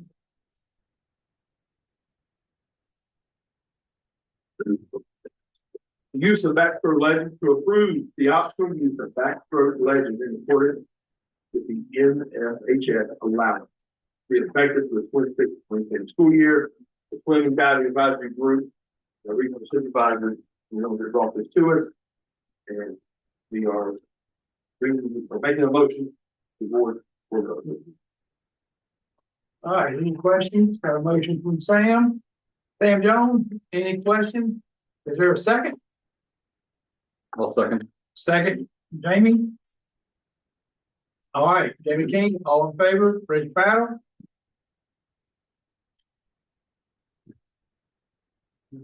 Seventeen. 17 years, motion passes. Okay, number 5, Sam. The fourth requirement for diving judges. Also brought to us by the swimming diving advisory group and swimming diving regional supervisors to require judging springboard diving course on NFHA Learn for all diving judges and officials on an annual basis, effective the 26-27 school year. And I'll also make a motion for this. All right, Sam Jones has a motion. Is there a second on the table? Second. Second. Chris Blanton, any other discussion? All in favor, raise your power. 17. Okay, motion passes unanimously. The sixth dive format for regional state championship. Also brought to us by the swimming and diving advisory group. Approve the sixth dive format now that the NFHS is allowing states to modify the number of dives performed by the participants during a state meet. It is noted that their required twist will remain in effect. That is a current rule. That will be for the 26-27 school year. And I will be. All right, Sam Jones made a motion. Is there a second? Second. Second, anybody know what, anybody that twist up? So we're having a work session and we're gonna let Sam demonstrate, right? We will have our big close session. Yeah, please get smack group ready. Any contacts they have, all right? But Mr. President, I think these last 3 items are a great example of how this organization works. And, you know, these are details that I have no clue about. And we're in our capacity to pass these actions. So that's why it's imperative for those member schools and the people who are involved in these activities day to day to work up through the informational channels that they have to both make us aware of the needs and changes with their specific sport and why they need to be involved with their principals and those member schools to get this information to this board. Because these are 3 great examples of changes that need to take place in a sport that I have zero expertise in, especially with a twist. And the other got me was a backstroke ledge. I swam in ponds. We didn't have a backstroke ledge. We had a rod to try to figure out where the cows were. Well, I will tell you, just Mark, I did do my research on the backstroke ledge. And I did have a little bit of pause when I thought 11 dives versus 6. I'm going with 6. So I do appreciate you, Bruce. I really do. But in all seriousness, as you're out there listening and members, if you're in these sports, That's why working that information up through the correct channels and getting it, one, to the association staff to help you manage that sport, but also when we meet with these meetings and you require action, making sure that we're able to get the correct information, because we are not experts and do not pretend to be, even though we understand the value of swimming and diving and certainly support it, we don't know the inner workings of it. So continue to work through those channels. Thank you. So Sam, you made a motion. Do we have a second on this? A second. Eric, go ahead, second. All right, all in favor, raise your hand.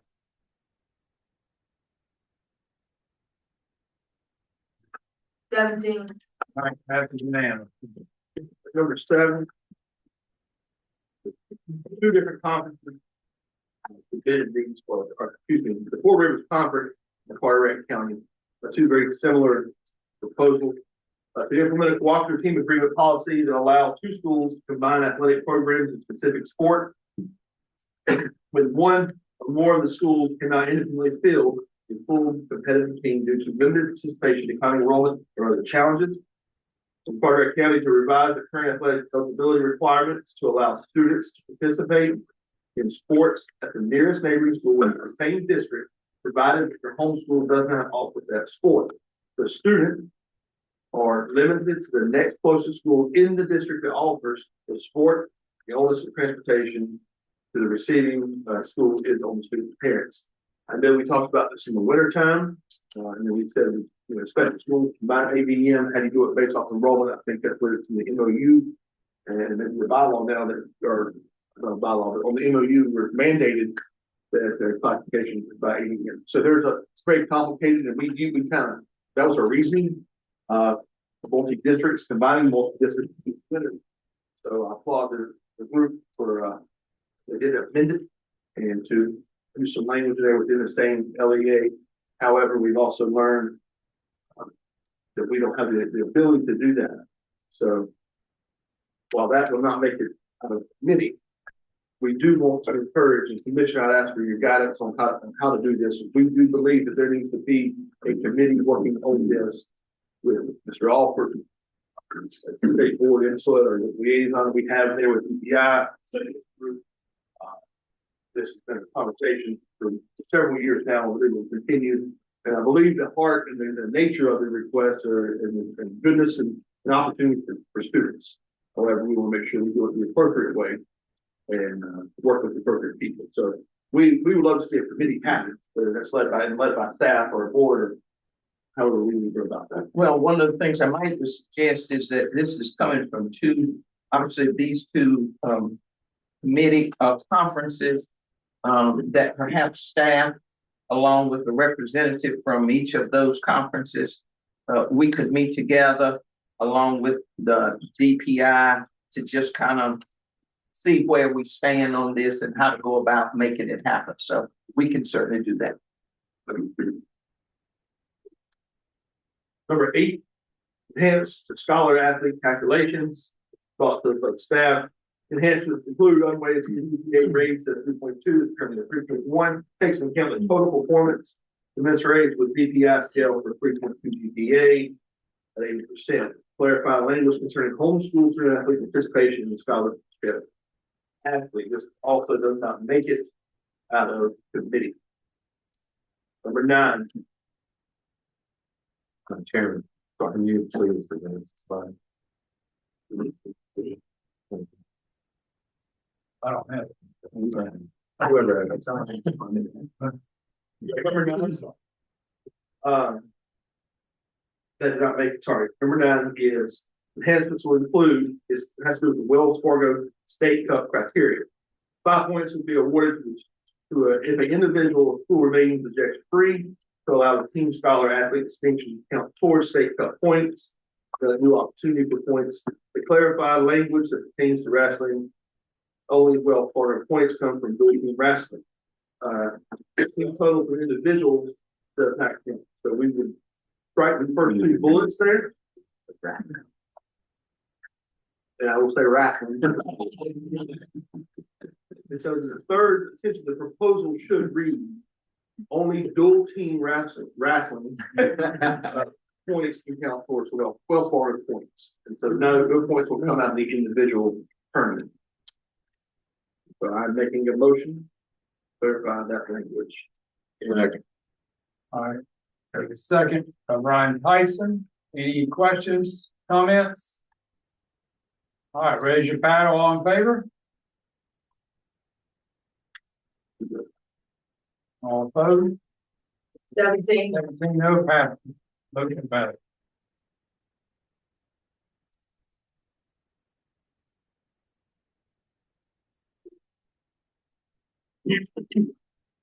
Editorial changes to current rule, number one, enhanced application note for the felony rule, application note 1.2. 10 would read, adjudication of a delinquency is not a felony conviction for the purpose of that rule. 2, add clarifying language to statute of limitations, 3.3.12. Clarify how the grievance internal revenue process operates for officials, 3.4.2. Number 4, provide examples of specific behaviors, 3.360.6. This will be in the 26-27 school year and reflected in that handbook. We will be bringing it to the board bid, but we want legal counsel to help us with the verbiage of those recommendations. And as we discussed those yesterday, given the question, I feel free to ask if we do have our counsel with us. I will be bringing that as a motion. I have a motion from Sam Jones. Is there a second? Second. Alan Glasser, second. All in favor, raise your paddle.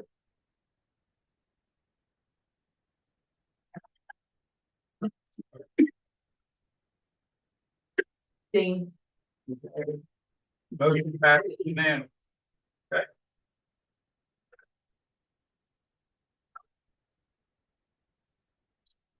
Number 11. Playoff qualification was not a conference, Wilson Mills, Johnson County Public School. To allow a new high school Wilson Mills to be eligible for team and individual sport playoffs, even though it has not been accepted into a conference.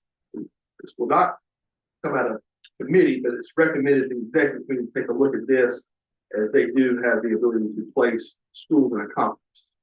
And so if we have shared that information with him, or we will receive that, you guys to review it and make the appropriate decision if you see fit. Okay, number 11 is not out of committee. All right. Number 12. 12, brought those from staff regarding facility, edit the handbook to read participation in or hosting an in or out of state unsanctioned event. The level 3 infraction on the penalty code is 3.6.2.9. And so, currently, I think the verbiage of that is out of state, so it's now in state and out of state unsanctioned event. If you're hosting a tournament, you don't know if you've got multiple schools from out of state coming into your tournament, then you need to work through with the staff, the back of the handbook, that process to ensure that we are officials and working through the appropriate channels to make sure it's a sanctioned event. So we will be making a motion for. Okay, Sam Jones has a motion. Is there a second? Second. All right, all in favor? All right, any discussion first? Any comments? Do I have a comment on this? Yeah, and this just basically adds a penalty for in and out. Yes. Because currently it was just for one and not for both. But for the public's knowledge, what is a level 3? Forfeiture. Okay. Forfeiture of the contest in which the violation occurs. Okay. Thank you. All right, so we have a motion, we have a second. Who was the second? Larry Williford, second. All in favor, raise your paddle.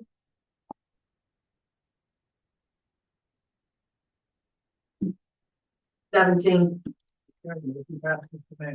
13, participation in combines, all-star contest showcases, so with questions and discussions about player eligibilities. And some of these all-star events are happening from maybe selecting middle school, but they're participating a freshman year. when does your 4 year start? There's a lot of different questions around that. And I would welcome any other feedback or comments, Commissioner, if you have any on that, but that was what that discussion was about, students, can participate, those events. Right, and specifically, it involved the fact that there is a junior Shrine Bowl event.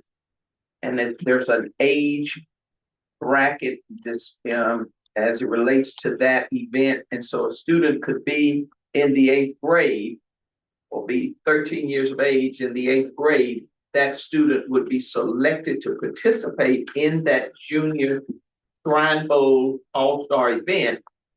He moves up into high school his freshman year when the event itself would occur.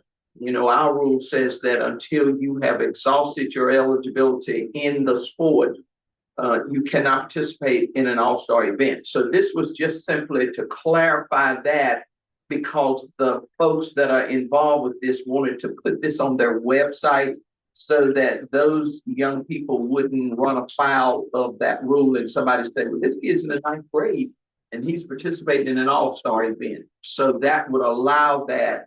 So that's that clarification. 14, women's wrestling, the North Carolina Wrestling Coaches Association. Girls must only compete against girls in regular season and postseason wrestling. That is tabled. We would like to table that. We did not have data. We had their input, and we know that they made a recommendation. It's conversation, and the consequences could we take opportunities away from student athletes for those schools. And I will say that the individual tournaments or the Saturday tournaments, to promote women's wrestling and get matches in, and it's going to take those efforts with the kind of feedback we also receive for those schools that are doing that and are hosting dual tournaments and conference matches. Those female athletes that have limited opportunities in some cases won't even be able to participate in many times. And so tabled, and then working with the association to get more data, concrete numbers, so we can respond. Perfect. 15, Establish Hugh Tucker Scholar and Athlete Award to honor the legacy and service of the retired commissioner. This was brought to us by the staff. It's not going to leave the committee, but I need to be quick to talk about that so everybody understands. This will be delegated to either staff, other people who have known her, that we know how to acknowledge and recognize the ladies who certainly leads. We talked about student services, we're going to put in stable, real time. Reading that, we talked about utilizing the scholar athlete and then pulling from that list. We talked about academics, we talked about male, female. And so we feel like that's not our place as the board to make that determination. Let's get the appropriate people to know your service the best and know you the best, to recognize you and honor you in the way that you deserve. Sam, you're making a motion to create the award, and then Well, that's not leaving the committee. I don't think that the board needs to. it's not going to leave the committee. Yes, but I wanted to clarify why it's not leaving the committee. And that is not necessary. Well, absolutely necessary. We have to get the statute made first. Right there.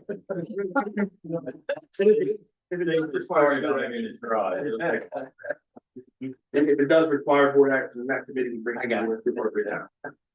And that's all I can. All right, Sam, any other questions for Sam? All right. Next up is Andy McCormick, review and officiate. Thank you,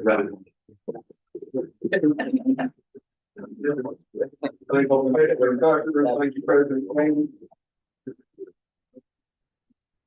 Well, I thank members of the review and officiating committee, John Williams, my vice chair, Brett Lamb, Stephanie Phillips was not able to be with us, Roy Turner, Albert Lassiter, and from the staff, Eddie Simmons and Beth Zinkin. I really want to thank Beth, who keeps us on track.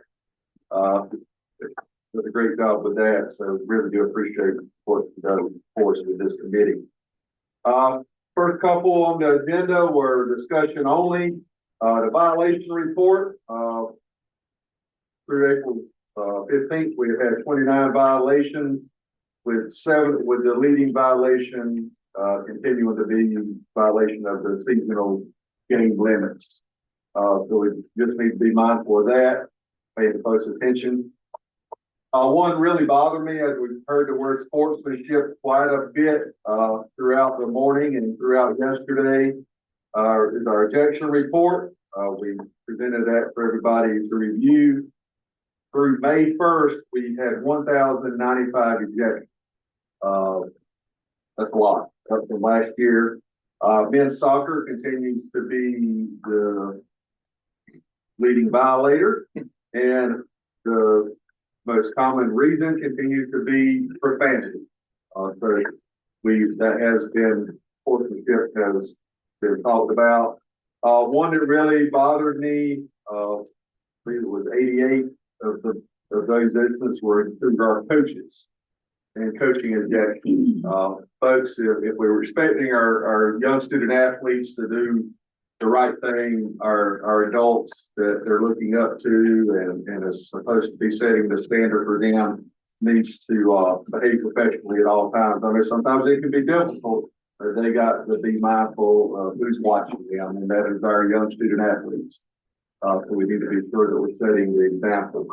And I did ask Eddie for the update. I said, well, we had first round of baseball and softball last night. So did we have any ejections? We did not. So we did have 3 from girls soccer and 1 from girls lacrosse last night.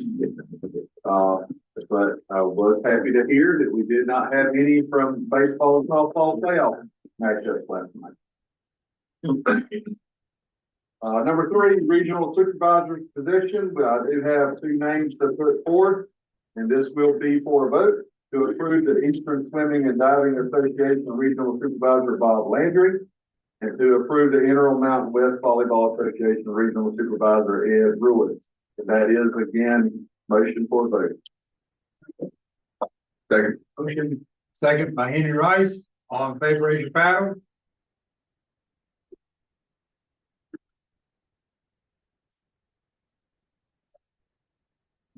Seventeen. 17-0. Unanimous. In the form of the motion.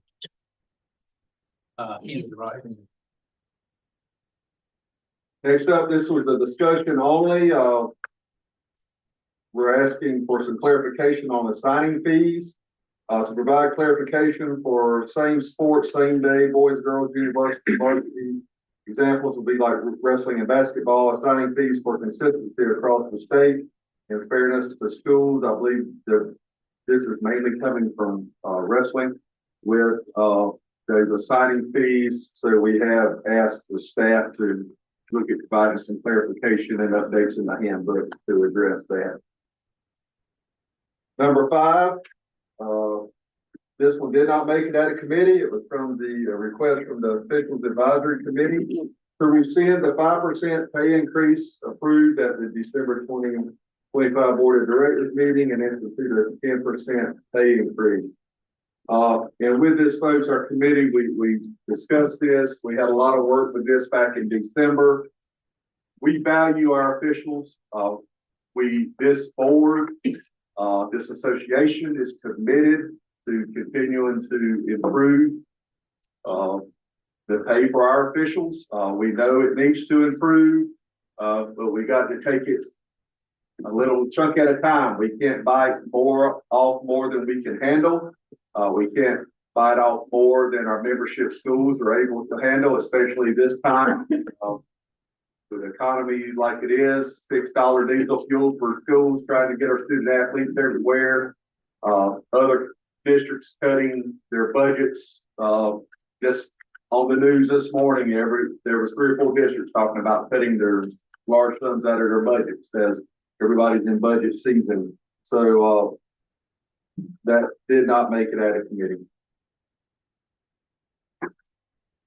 Number 6, this is one, when we did our work in December, we did have quite a bit of conversation. It was brought to our attention and we had overlooked it, but our regional supervisors had not received an assigning fee increase in 10 years.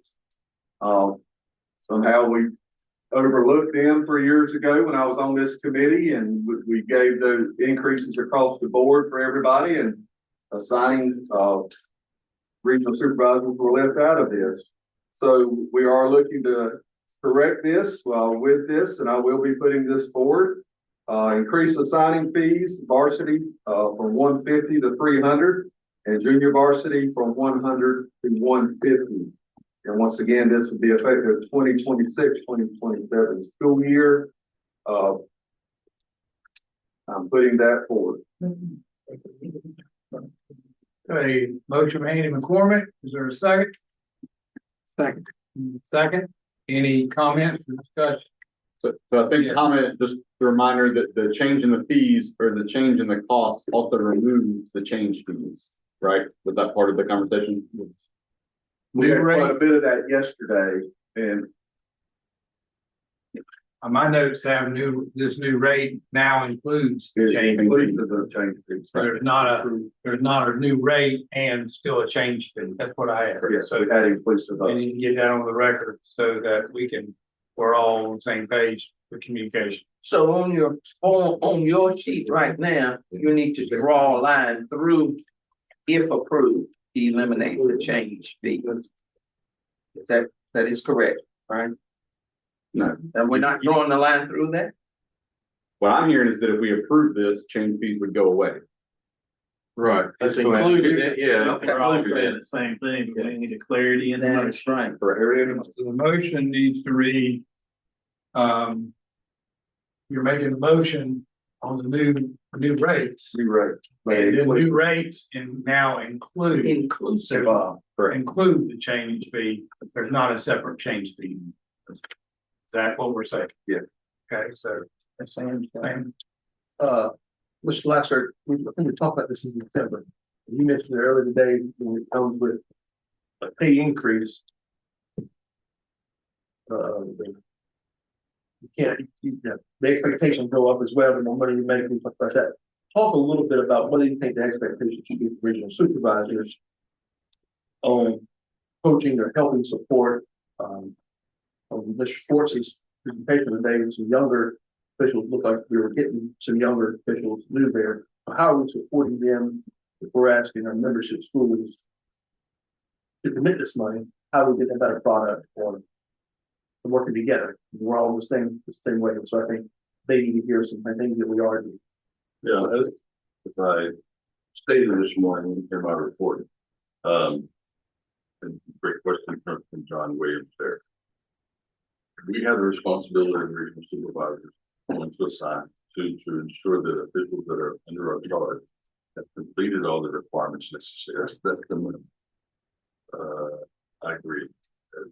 The increases because of performance and quality should also increase.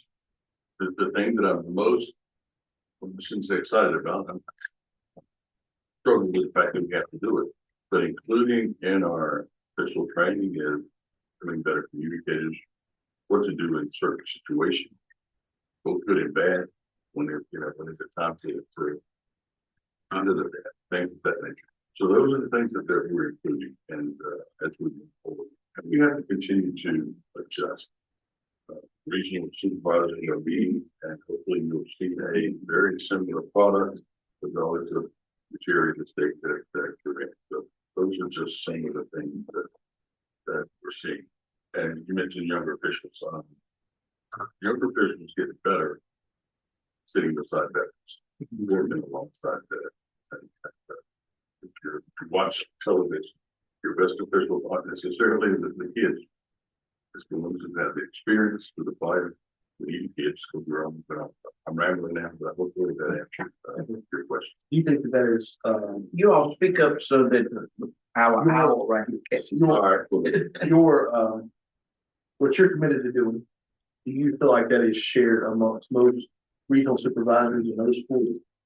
And I'm not trying to put I don't tell you how to do your job, and I don't know your world, but I do. What's the expectation, right? What are I understand the official expectations, and so if we, pay it 15 years and that motion to increase, I'm not against it, but I think the people who are ultimately paying the bill need to know. So that you feel like that is regional supervisors in all sports or most sports, are committed to doing some of that same work that you are. If not, we've got the super official sitting right here, and I see that as Eddie's primary job is to ensure that, as a regional signer, you're meeting at least the minimum criteria, and you're gonna show what's next. Yes. I think you're exactly right, is that part of the responsibility for the person sitting in that chair is to try to ensure that regional supervisors for all sports are on the same page and that they understand the expectation that their client has for them. And the client is the member school, because you're right. This is a double the assigning fee. And, so our schools will be, and so, if I'm paying more for it, what am I getting?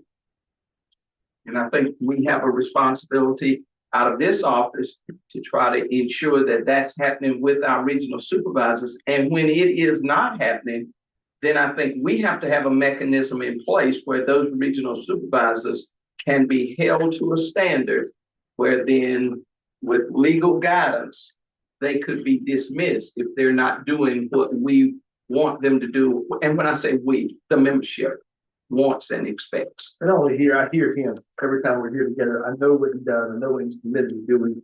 So I'm not around others. Right? And I just don't know the answer. So thank you.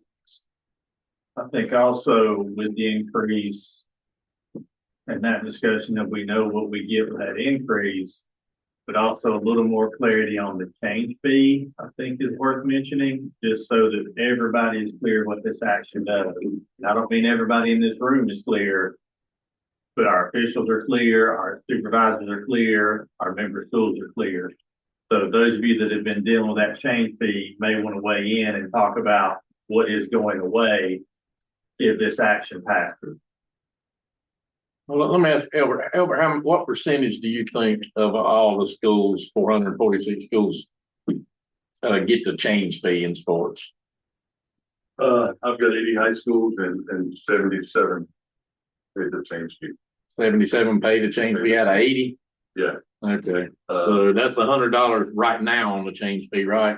And I mean, currently it's 150 for the booking fee and 100 for the change fee, right? Correct. Okay, so 250. Now it's just really, if they're doing both right now, it's just gonna go to all inclusive 300, so $50 That is change. That is relative.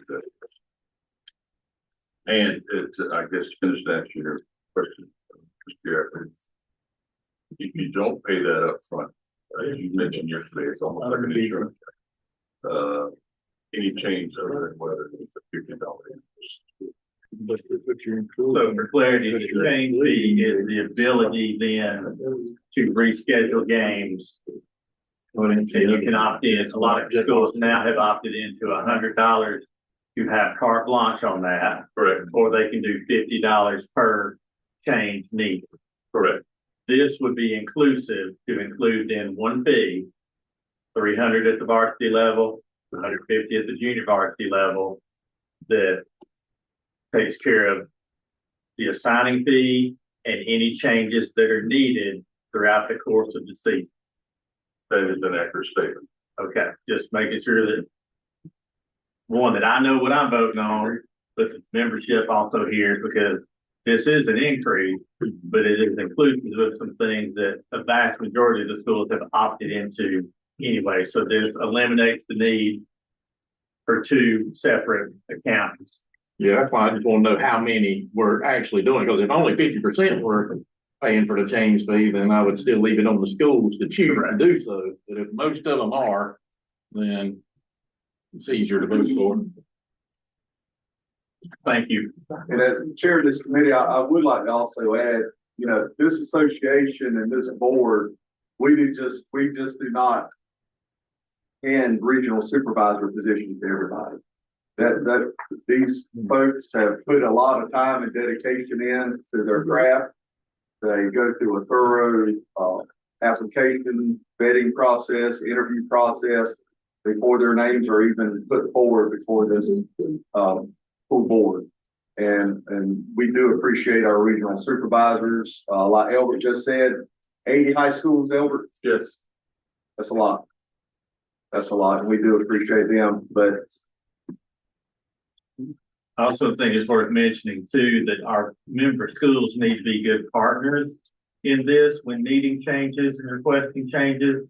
And I would hope that, Mr. Simmons can help inform us if we need to encourage some others to be better stewards of the time that these supervisors take in assigning these games, and to not be bad teammates when it comes to these changes as they become necessary.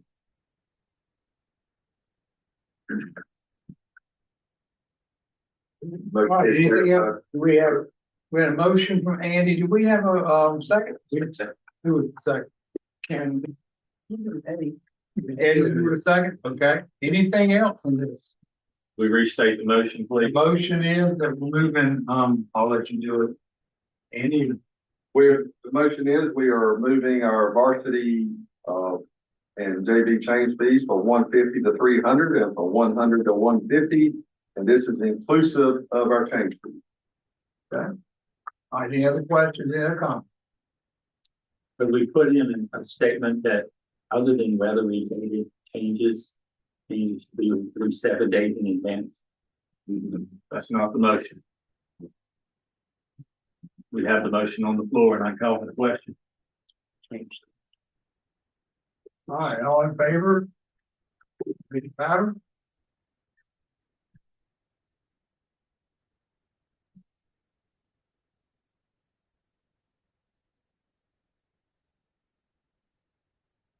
Fourteen. All right, all opposed? Ready to powder? You got, Don. Don's on the screen. That's only 6. Okay, there's two. Alan. We had Alan, Andy, and Don. Andy said he was 15. want to redo it. Yeah, let's. All right, all in favor, raise your hand. In favor of the motion.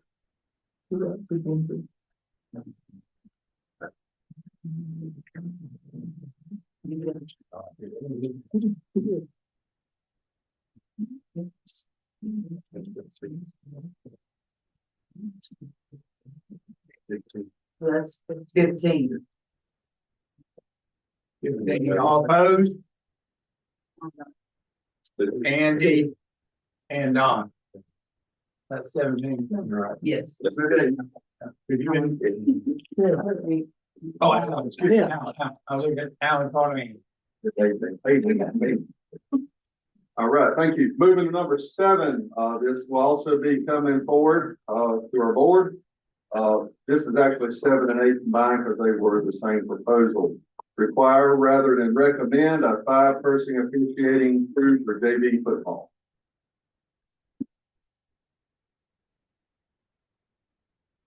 All right, got a motion? That's the motion. All right, is there a second? Second. Second by Brett. Okay, all in favor, raise your paddle. No. Any questions, any comments? Yeah, so how big a change is this actually gonna be? It's just affecting one region that currently doesn't require. Most schools are already. Most schools already don't. What's the cost? What will be the cost of the school? What region's not doing?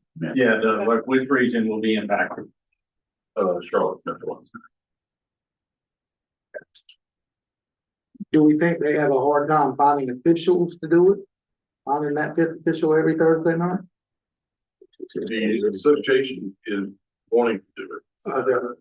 The Dr. Carter can speak to this, but the interpretation from Metro One is it says recommended, and they choose to go by that recommendation. It's hopefully that.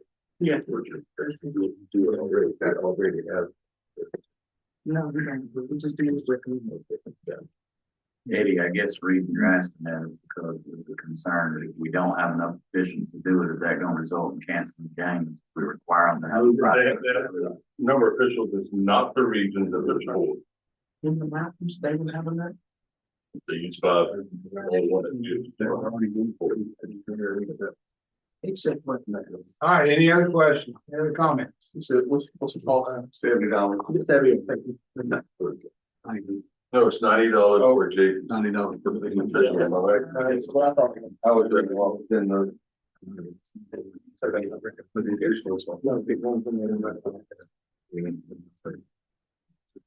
So they get paid more, right? Great point. Yeah, usually before they get $95. Really good. It's basically, it was stated in the proposal for the regional supervisor, it would equate to a $70 per day increase. So have we gotten any feedback from the Metro Atlanta Conference then, the Metro Atlanta region? On the difference in recommended versus 4 versus 5?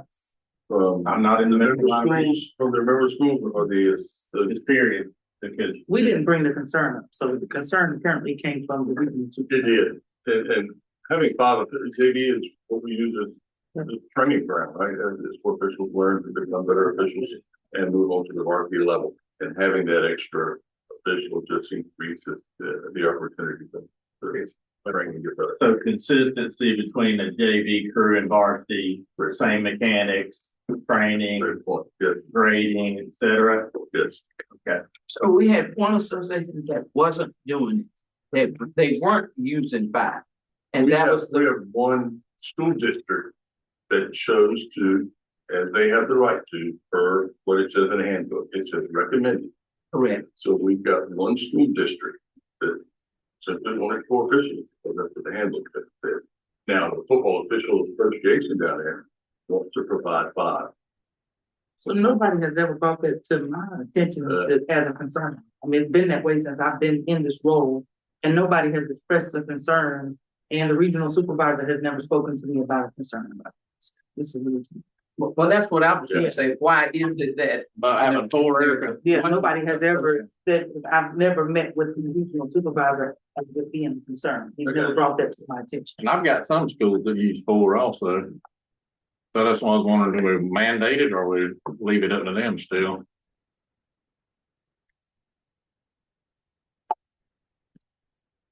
The other, what I heard you say was that varsity used the 5-man team for officials. So keeping junior varsity the same keeps a consistency level for officials.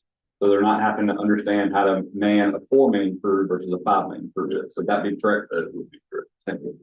There's other sports where the number of officials other than a varsity and JV contest is different. Yeah, not just. Correct. Big basketball is good, right? Yeah. They reach it. Some of them over there, they use 4 on the field on JV. Some of them use 4 on the field and 1 on the clock instead for their 5 though, right? I hope not. I'm pretty sure. Yeah. My record would be for 5 officials on the field and we work with the schools or either you have one or we can provide it like out there. That would be a 6th one then, right? Yeah. Yeah. Yeah. I'm pretty sure most schools don't use clock for anything that I'm familiar with. I do think a lot of ours do 4 on the field and pay 1 to do the clock. Okay. My comment would be, if we do it for football, we do it in every other sport, it has a difference in it. You're going to put a significant budget increase on schools. Because if I was a supervisor or official in a different sport, say basketball, I would not want 3 and 2. And so my comment would be have a conversation with the appropriate people to see if it is an issue can fix it. So that's my comment. Then we all can vote. Well, the thing, Sam, the bigger picture is, if it goes through, what's gonna happen to all the other sports in the subsequent meetings that have the flexibility of number of officials? Are we gonna be, is it gonna be next, is it gonna be December, another sport? Might be. I do remember. What is I think that would be my concern, because it's gonna be hard to justify if we only did football and not doing it for everybody else, and that's gonna cost us a lot of money. What's the verbiage in the other sports that use like soccer and basketball? What is the verbiage? Yeah, we don't make them have three in JV soccer. Is it also recommended? It's the varsity, it's a requirement of varsity, how many officials are on that. So would this then be the only JV mandate if we pass this action? I don't, anything else? Okay, that's important information. Oh, I would also think that they- mandate too. I think the question saying that earlier about consistency and improvement for regional supervisors as far as training. You got better coverage. You got, again, another official close to a situation that may escalate into something else. And on top of that, we got the training piece, and now we've got the exact same thing they would be possibly doing on Friday night as they move up. I think those things we want to consider also. And all valid points. But I think it's important that or that I just learned that there are no JV official mandates in any sport at this current time. Is that correct, Mr. Simmons? Other than like baseball, softball, they have to, for JV. But there's no other mandates as for the number. Or JV versus. JV, Like JV basketball still two. It's just not a three-man crew. they have an option, it's an option, Right. but it's required. Which would be, which we, obviously the option is to use 5 now, because the vast majority of this state is using 5. It's fine. That's correct. But when we think about what one action does to the potential for future needs to act, that just needs, vote how you vote, but that just needs to be something that we're all clear on. I remember the school has the money, I would encourage them to do it. Well, again, there's, Conversation is coming, should, that's a valid. nobody in here is arguing best practice. Right. You also have a safety issue with football being more violent collisions. An additional person with 22 people on the field, so you got better supervision. All right, any other comments, questions? All right, so we have a motion, we have a second, I don't remember who that was, but I didn't figure it out. Brett, okay, all in favor, raise your paddle.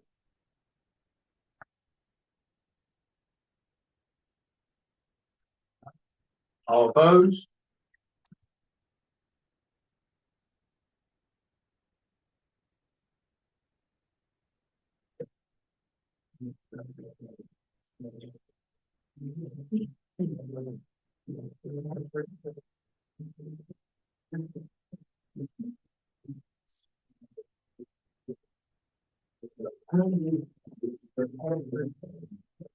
We've got 3, 4, how many you got there? We have 6, 4, how many you got with you? 3 of those, 7 total. 10. Motion fails. So we say 6-10? Yes, sir. Okay, we got 17. Did Don vote or did Tom vote? I got him. Should add up to 17. I was at that.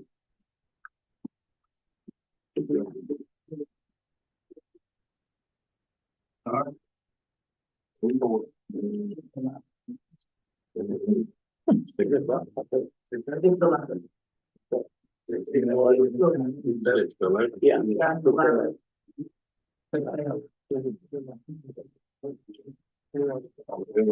Yeah, we're done. All right. Motion fails. Moving to number 9,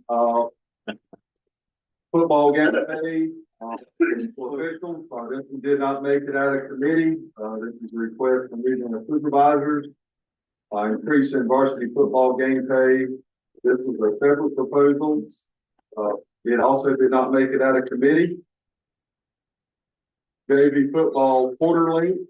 They had officials advisory committee had asked to establish 10-minute quarters uniformly across the state.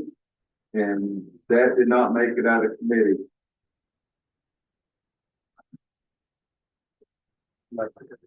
Number 12, quarter length times for junior varsity contests. This also came from the officials advisory committee.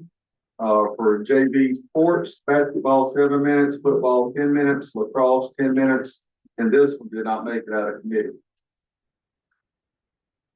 Number 13, football playoff game pay increase. This also came from the officials advisory committee, and this also did not make it out of committee. Single game pay in varsity lacrosse, also from the officials advisory committee. This proposal also did not make it out of committee. 15, increased varsity lacrosse game pay.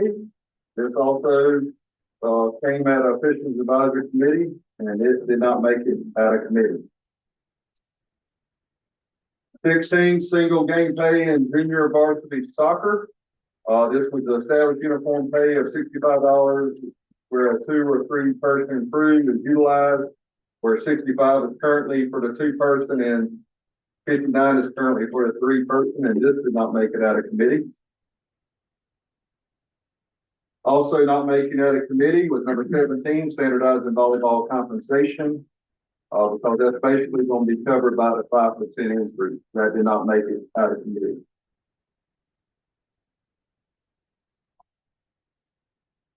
Next, several all came from the wrestling regional supervisors. Number 18, dual team wrestling officiating. This will be coming forward. Require 2 officials on every mat for dual team playoffs, beginning with round 3 and beyond. Okay, got a motion from Andy McCormick, there a second? Make a second. All right, Jamie Dixon, Jamie King made a second. All right, any questions, comments? What is the current structure? 4th round already will utilize this too, and then 3rd and 4th are done in the same night at the same site. So you would just be paying 2 extra for that 3rd round. Okay, any other questions, comments? Okay, all in favor, raise your paddle.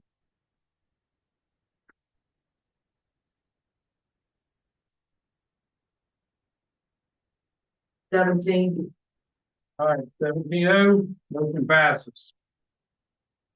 Number 19, require 2 additional officials, plus the number of mats for each individual regional tournament. This is an increase from 1 additional official. In the discussion, this was just to ensure in a regional semifinal matchup that's very intense, very important that we have 2 officials that align with our state finals. So that is coming forward. Okay, we have a motion from Andy McCormick. Is there a second? Second. Second, Alan Plaster. All right, any comments or questions? All right, hearing no comments or questions, all in favor, raise your paddle.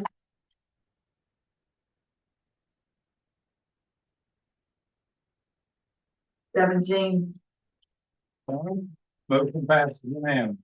The next one that I'll be putting forward, this comes about from some of our weather difficulties we had during wrestling season this year, where some of our regionals were cut down to a 1-day tournament, which made for a very long day, and we just needed some actual guidance in how to handle this. So it reads as follows.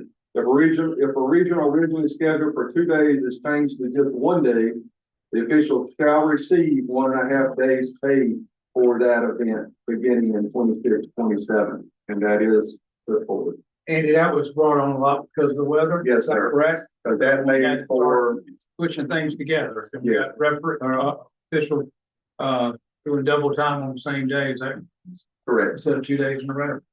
A clarifying question too. Is this just for wrestling or just for any sport? This is addressed, the motion is just addressing wrestling. Okay, we got a motion, Andy? Yes, sir. All right, is there a second? Who's the second? Henry Wright's the second. All in favor, raise your paddle.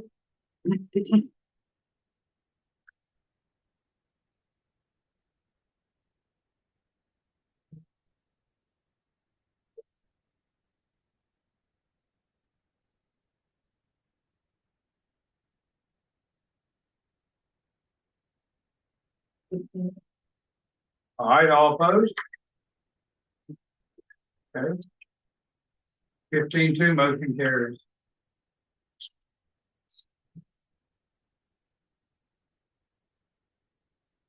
Number 21, this is, I'm asking to move this one just to a discussion after a meeting with staff and Vice President Garrett this morning and reviewing our handbook.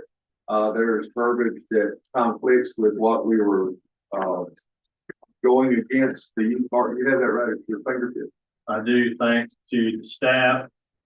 Under officiating regulations, under fees, number one bullet says officials are to be paid on local fiscal policy as soon as possible by the member schools. Schools are responsible for paying officials.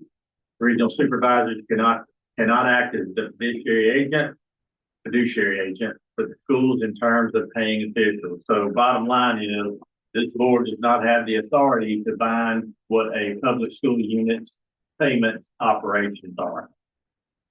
Thank you, Vice President Garrett. So I just want to have the discussion that folks, it just needs to be a courtesy and a best practice to pay the folks as quick as possible. Just like everybody in this room, you expect to be paid in a timely fashion for the services you render. So let's just be courteous and have a best practice of paying our folks as quickly as possible. Where's this concern? I gotta tell you, the areas it's a math concern or is it isolated? Principal for using say Dragonfly, I'm not in there monitoring all the stuff. And so how do we, if it was West Oaks High School, I would certainly want that feedback. And so I don't know where it came from or is it a turn across the border, is it isolated, do you think? It makes sense to pay as quick as we can. Yeah, but we had this discussion a little bit yesterday. It continues to be just some individual schools. I do not believe it's a regional thing or a district issue. I still think it continues to be regional individual schools, just like it was with paper checks all the time.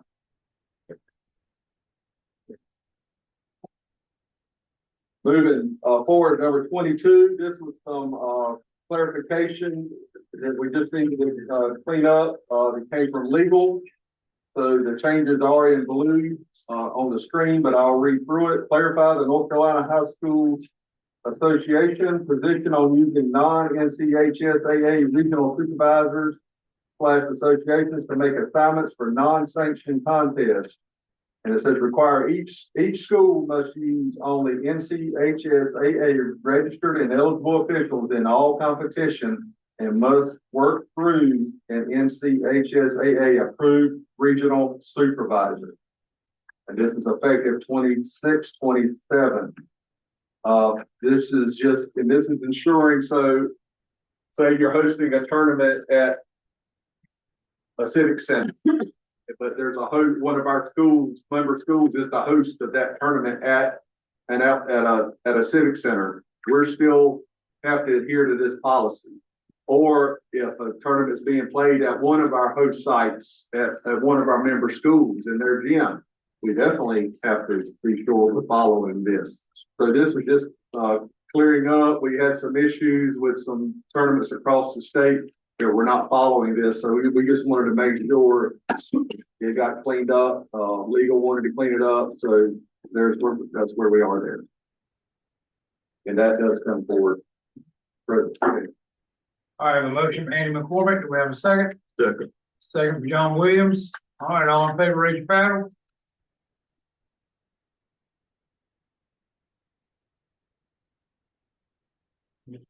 Seventeen. 17-0, passed unanimous. All right. Granddad used to say we were in the court road here. Number 23, this is we are putting this to be tabled for some research from our staff to try to develop a plan. But we're asking the staff to develop a plan to issue a lifetime pass for officials who have officiated with the North Carolina High School Athletic Association for 25 or more years. We're asking for the plan to be in place so this can be implemented 2027, 2028. So once the plan is created, we would bring it back to the full board for a motion and a vote. Hopefully in December, we'll be able to do that. And I know it might be a huge undertaking. If we had Dragonfly for the last 30 years, it would be a lot easier. But this has come from the Officials Association. And I think, 24, you're gonna hear me say the same thing. We might not always be able to give them the pay raises they want, but there's other little perks we can ensure that we can give them. For their service that we have, it's very similar to our North Carolina Coaches Association and their lifetime passes that they receive. But this would be a lifetime pass for all sports, not just the sports they officiated. I am asking the staff to please try to develop a plan so we can revisit this in December. Okay.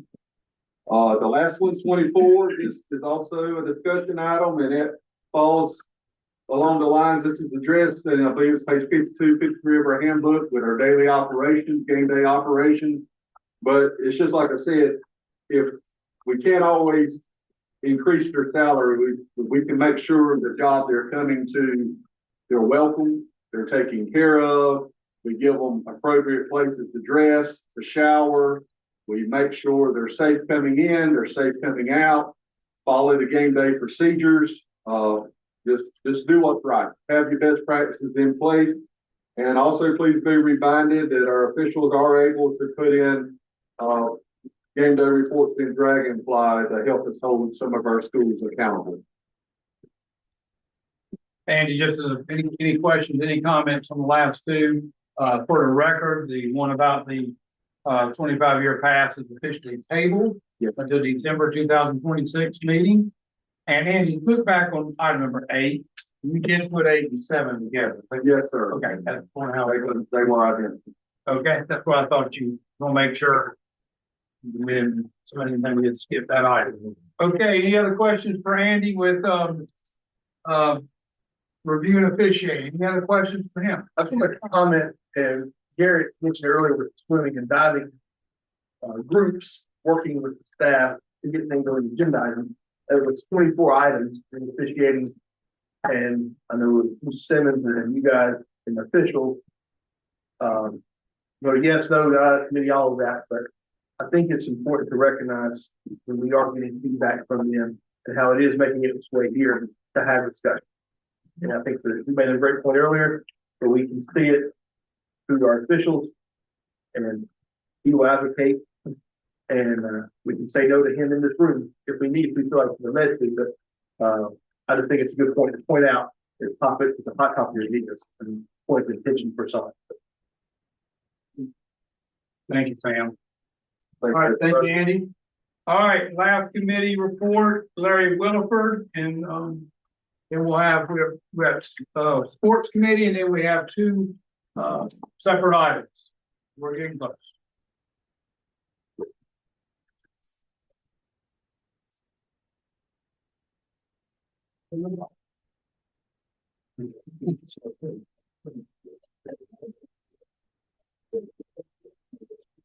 Close to the short. Oh, excuse me, we're close. Okay. You were with us yesterday. Only time I came on the board where they had to do a welfare check on us. We were in there so long. So we will make sure that we do this correctly, but in an efficient manner. I'm Larry Williford, chair of the sports committee. Got Henry Rice, Paige Badgett, Chris Blanton, Erica Turner, Jeff Frakes, I know you've listened in, and Rhonda D helping us out. Back there, we had a great time, a lot of discussion. We'll jump right into it. Number 1, we'll bring this before the board for a vote. It's brought by the swimming and diving group to increase the number of daily contests for swimmers and divers from 1 to 2. All right, got a motion, Larry Williford? Is there a second? Second. Any questions from the motion? Any questions about this item? All right, all in favor, raise your paddle.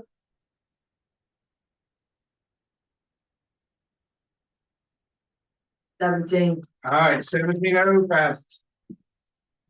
All right, Larry. Second agenda item, also for the swimming and diving group to adjust the number of qualifiers for swimming and dive regionals to include the top 24 times scored in individual events and the top 16 times in relays to include all classifications. We will be bringing that for you for a vote today. Okay, have a motion for Larry Williford. Is there a second? Second.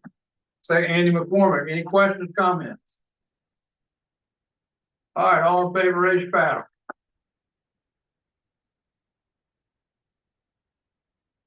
17-0, motion passed. I will also be bringing the next item for you for a vote, also from the swimming and diving advisory group, to conduct tying finals only at the state championship meet. This was already going on in all classifications except for 4A. We alluded to yesterday. A motion on the table. Is there a second? Second. Second round blaster. Any comments, questions? I have a question. So what was happening if they weren't doing time trials or time finals? How were they? Have prelims into the. The situation we were in this year with the snow, does any of this impact that situation next year? No, it'll be the same for what we did this year. Yeah, and ultimately, it allowed for, I think there was discussion and Alfred can weigh in, but they liked the fact that they could come, have their time finals, let's say in the morning in that first half, and then they could go home. And then we brought the next group in the afternoon for the time finals. Whereas in the past, it had been, you came and you had your prelims in the morning, lunch, hang around until we started the afternoon time the finals. And so that made for a long day for, the class. Yes. Well, it's been prelim finals for, and this was the first year moving from Group 6 classification.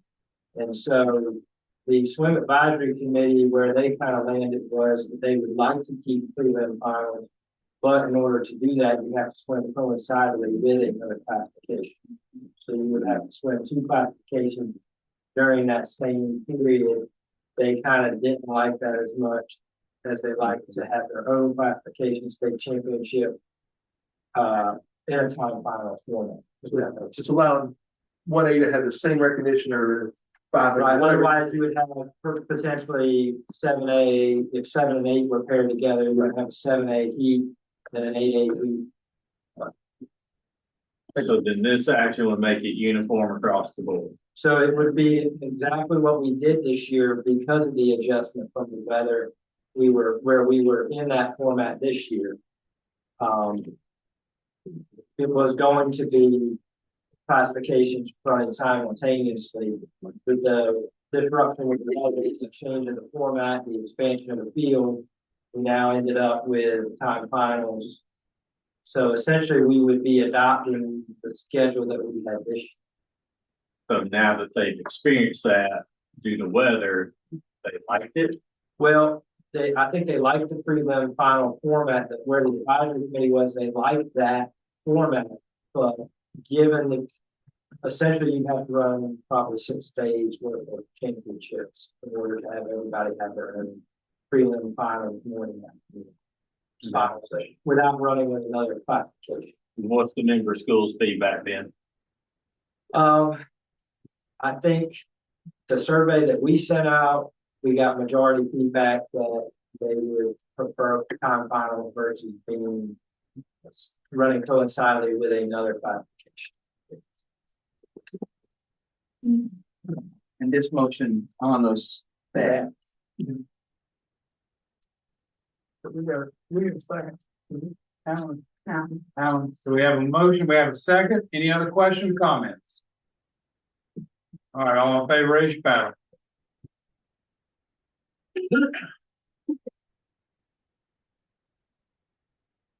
$17. Okay, motion passes unanimously. Number four, the agenda item, part of the Tennis Coaches Association, this did not make it out of committee. It was to increase the singles and double field for state championships from 8 to 16 draw.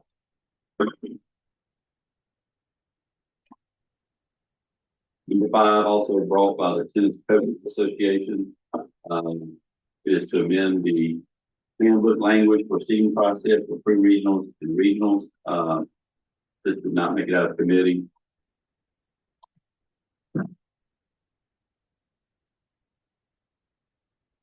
Number six, also brought by the Tennis Coaches Association, to allow schools with 3 or less individuals on their tennis team to compete for individual championships. This did not make our committee because they already had the opportunity to do that.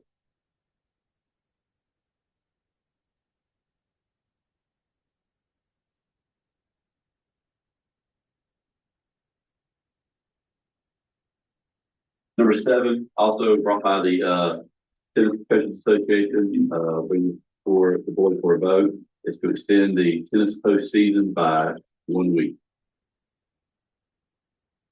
Okay, we have a motion on the table. Is there a second?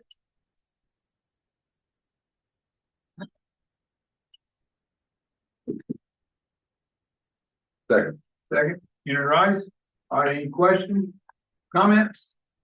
What is the extending it by a week do? Like what's that gonna help with? Eliminates, have them having to play 5 times in an 8-day period. Pre-regional being held the last week of the regular season will allow flexibility for including weather. So what does that do to staff as far as being able to manage and host and take care of all the championships that seem to hit all at once? Any concerns there? Facilities. Yes, and facilities. I think we would be okay. So essentially, when we're in that exact period right now where we had individual state championships or regionals this past weekend, a lot of folks got rain, particularly down east. So now that play goes into Monday and you're running at the same time you're running dual team. So now we've had folks having to move dual team to get the individual, then we got individual state championships weekend. So it's a very condensed schedule currently where you're trying to run individual and dual team championships at the same time. So this just kind of gives you, instead of trying to do that in maybe a 2-week span, you're trying to do it now in a 3-week span to give you more ability to fluctuate and move around with that. So staff would support this recommendation, but correct? That would mean like with everything going on, depending on what motions passed or not, we would have to adjust the sports calendar depending on other agenda items, and so this would just be in line with that. Not knowing what facilities are, by saying we are doing it, we're almost potentially hurting ourselves without getting that stuff. I don't know if there's language you can put possible or let them work on it and then come back with a recommendation to adjust the calendar once we get those things confirmed. By saying we are going to do something, I don't know why we would dictate which week, I guess, if we don't even have facilities. Well, I think my point is, I understand the Tennis Coaches Association would like this, makes sense. I got it. Respect that. They know their sport. But this board is charged with athletics, not a particular sport or event. So just making sure, my question to the staff is, as you make all of the calendar pieces and the sports calendar work, does this cause concerns or is it like a no big deal? I don't know that. You're asking me that question today, it could cause some concern simply because at this point, we do not know what the 26-27 sports calendar is going to look like based on agenda items that may or may not be passed by the board today. And if we were, so essentially, what could happen if this were in place right now, or let's say you all voted and said, let's go ahead and extend this season by 1 week. And we'd be pushing it into another week, and we're already getting pushed right now because of IB testing that is affecting, and I don't think by extending tennis season 1 week, it's gonna get us away from the IB conflict that we already have going, that we've been able to work with. So I really don't know, and I don't know how this will affect our scheduling of those venues. Because Alfie, have we already been able to lock in our venues for next year based on the calendar that we passed in December? Are you talking about tennis? Yes, for tennis, for next year. Yeah. So see, I have no idea then how this will impact that. Because if we take action today, we would need to take action today for it to be effective next year, because you have tennis both fall and spring. But we won't be together again until December, which means that the timing does not work well on the board to approve or not, for the staff to have ample time. So what we're saying is for 26, 27, you've already figured out venues. That's helpful. Thank you. I believe there's, the committee may bring a playoff structure to other sports as well, which could impact timing of other championships. You know, that, but potentially lingering out there, not knowing how it's going to go. I think that's important to know as well. If we can make a decision now, and next thing you know, we've got softball, baseball, soccer, everything happens at one time if we're not careful. So to get that information together, if that, depending on how those votes go, there's going to have to be calendar, a new calendar created, essentially, depending on how that goes. Well, one of the most important things I just heard is you have your venues ready for 26, 27, correct? Okay, so the possibility, because there's a motion on the floor that we need to vote, unless somebody would withdraw the motion, doesn't matter whichever way you want to do it. But we really could look at this for 27, 28, if the tennis association really believes strong in this, when we'd have a chance to consider it before we do the sports calendar in December for the following year. Is that a correct statement from the staff that, again, does this every day? Yes, sir. Yes. Okay, and we could add this to the other items that the calendar committee is going to be looking into. So Alfie, when you say you have facilities set, what do you have set on? This additional week? Based on what we've had in December. That's correct. I'm just gonna tell you, and all of the stuff that's come, one of my concerns that continues to run through all these requests is we're in year one of all these additional state championships. We've gone from from 4 to, and I hate for us to move too many variables at once. I think it's been a great year, but there's no guarantee something won't pop up. And I think staff did a great job, and board members dealing with the 2 weeks we were all out of school.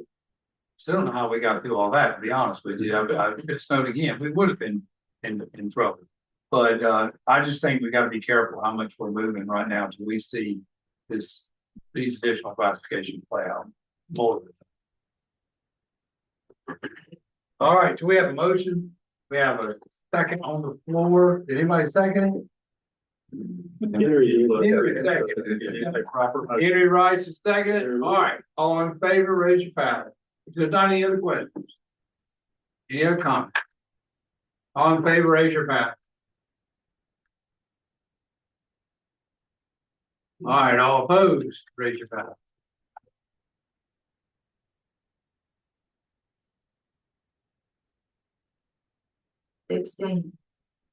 Anybody listening, this does not mean this is not something that could be entertained down the road, but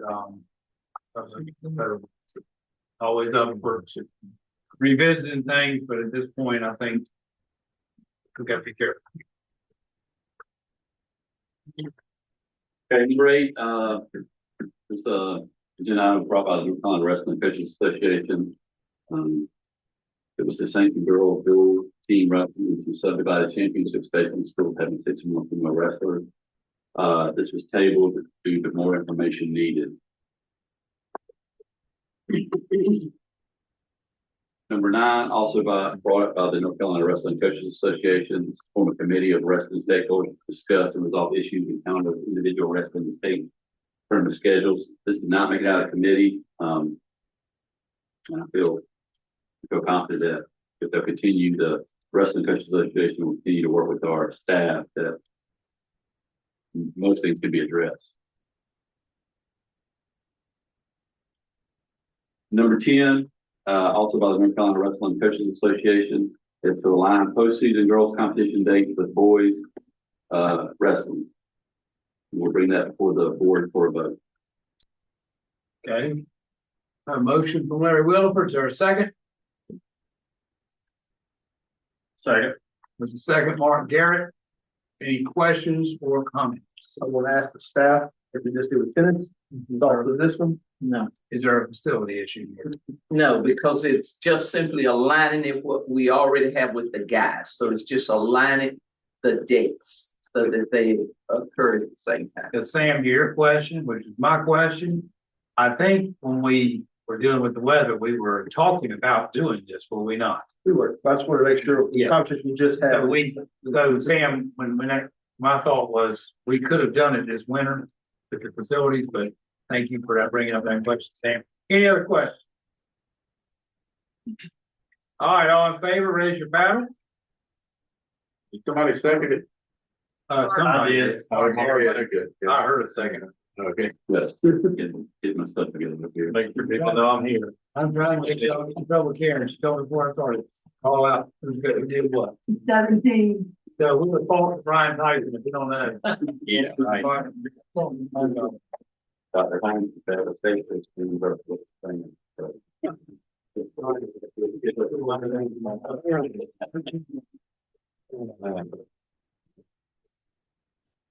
We're moving on to number 11, agenda item number 11. In 12, we combined these. 12 was asking to change the playoff current structure by reducing postseason brackets from 48 to 32 teams, football being excluded. 11 was to reduce the playoff bracket size from 48 to 32 teams for classes 1A through 7A in all sports. We'll be bringing that motion before the board to reduce the playoff brackets from 48 to 32 for all teams in classes 1A through 7A for all schools. Okay, is there a second? Second. Alan Plaster has a second. Does anybody have any questions or comments? I do. Since I wasn't here yesterday, I figure I'll get some. So, I got a little concern. I do see both sides of that, wanting to reduce it to 32. I can see that. However, to your point a while ago, we haven't even finished year 1 yet. So we don't know. And we got a lot of schools that enjoy the 48. Some of them, what I worry about is what about the schools that are lower classifications in a split conference, and they're getting their teeth kicked in a lot of times in their conference, and they still have. It's still at the end of the year, they got the playoffs to look forward to. I mean, I've had situations like that in our county. We had all 8 baseball teams, all 8 softball teams make it this year. Some of them got upset last night, and some of them upset some people last night. So the kids had a good experience from it. I don't see what it's gonna save. I know there's some overlapping issues, but football's really the only one we're gonna gain a week on. The rest of them that you give a bye for, you might have a bye on Tuesday, but you're gonna play that same week on a Friday, so you don't gain anything there. And also, I know this came, not knocking charter schools at all, but I know this was a charter school mainly conference, and I'd like to know what the other parts of our membership feel about it, because I don't know if I have a good grasp on what everybody else feels about it. They go ahead and right off the bat reduce it to 32. Well, actually, 3 conferences probably, because we combined 11 and 12. We just took the football piece out of it. So you had the Albemarle Athletic Conference, the Mountain Athletic Conference, and the College Shore Athletic Conference. Right. So, yeah. And I don't know if everybody read that's a good point, Larry. I don't know if everybody read the North Brunswick letter as well. Yes. that was against that. And I thought they had some very good points in there that I just kind of elaborated on. So I just wanted to throw that out there too, because I'm not sure in my mind, we changed right away after we hadn't even finished this school year yet. Well, what I would say is we have seeded all sports with the exception of lacrosse and soccer, which we seed on Friday. And the number of opt-outs that we're seeing has just been an inordinate number since the first playoffs. How many would you say? Well, I can't tell you today, Right. but I can, from sport to sport, it's been a lot. I mean, as they were in here Monday, seeding baseball, softball, we finally got to a point where there wasn't even anybody else to move up. Mm-hmm. Is it the result of opting out because of the long travel? We hear that some. Distance. We hear it also in the fact that you've got teams that are now making it that are 0 and whatever. And, you know, their record is not good. And obviously, some of it has to do with the travel. And of course, we know also that gas prices are probably having some of it right now. But that wasn't having anything to do with it back in the fall with volleyball and some of those. So, I mean, if we're talking about and I do understand you want to go through a complete year, but with the exception of lacrosse and soccer, I mean, we've seen this play out. Is opt-out a big deal though? I mean, as far as bracketing and all, I mean, this gives them the option. I mean, they don't have to participate, but that's penalizing the ones, if we change it, that's penalizing the ones that do want to participate, that are in those conferences, that 3 classification conferences, and they're not getting awarded anything during the season. And then they may not even make the playoffs also. Some of the other concerns too was the major blowouts in the first round, and also again the travel disparities and the financial burden of some of the schools. One was brought to my attention yesterday. There was a school that's traveling 4 hours. The financial burden on the small school, and the fact that the kids are probably thinking they're going to get blowed out. We're going to travel 4 hours. There's a financial burden because of gas, and then we're going to travel all that way to get blowed out. So they get opt out, they don't want to be the bad guy, though, right? That's some of the concerns that was brought up. I think it makes it more competitive. When we reduce it, 48 is an enormous number, and from us who are on those far extremities, travel is an issue. The geographic location is an issue. The cost associated with that, and Erica makes a great point. For a kid to feel like they're going to go in and be blasted immediately, that's not good either. So we want to have fair competition. That's reasonable. But here's an example in a baseball classification last night where the 17 seed went to the 16 seed and blew out the 16 seed. Where if we cut it here, that 17 seed would never made the playoff. Right. So there's that example too of schools because of the RPI, and I agree 100% with the RPI, but the way the RPI works and where your area is may be really good in a sport to where your record isn't that good, but when you go regionally to somewhere else, you're more competitive. You're prepared for the playoffs. You're right. You're prepared for the playoffs. And in that one example that I'm thinking about, that team would not have made the playoffs if we cut it. I think my concern is, I don't know that 48 was right from the get-go. I don't know. We may have made a mistake there. It's uncharted water, and we all know that. But we've not done a cycle. And for me to maintain consistency with what I've kind of sort of laid my precedence down on is, we've not done a cycle.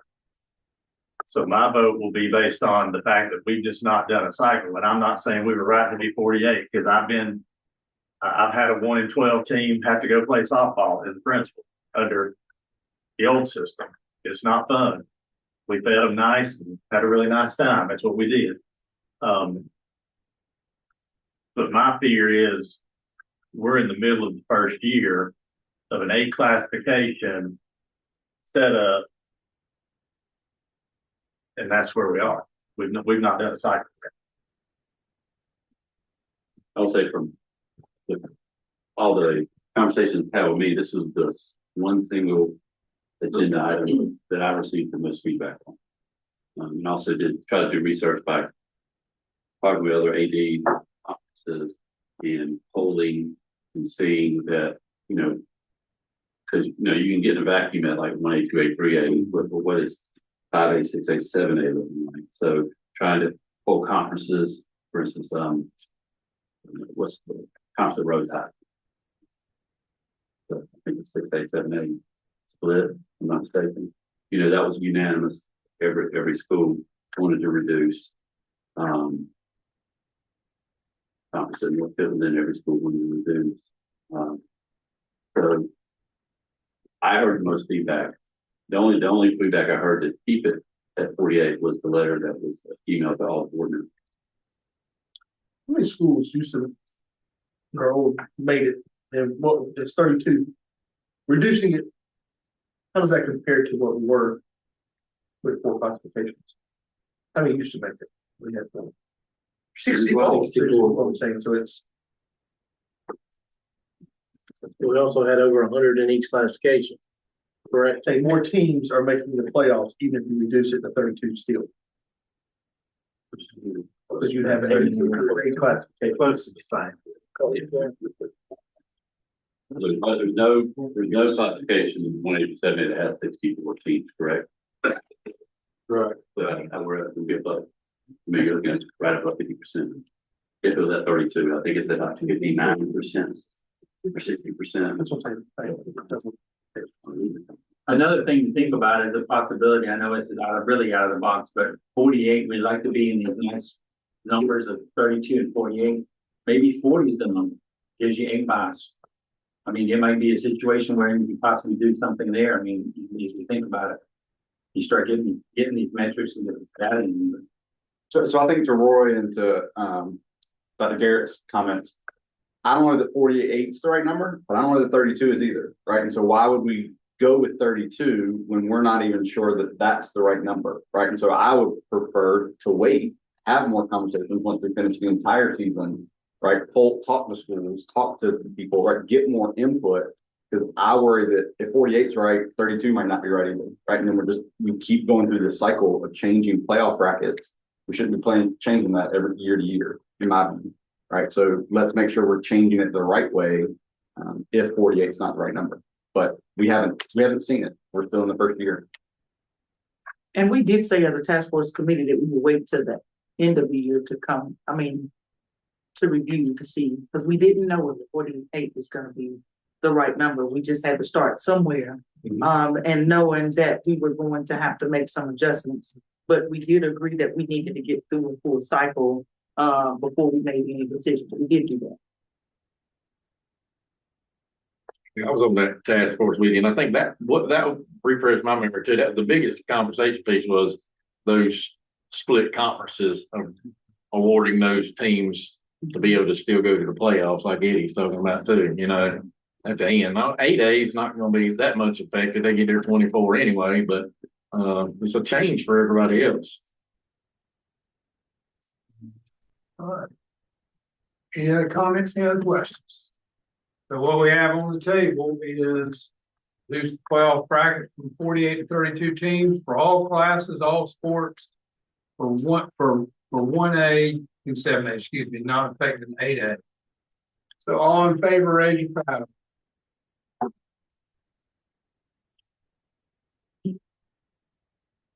All opposed? Favors.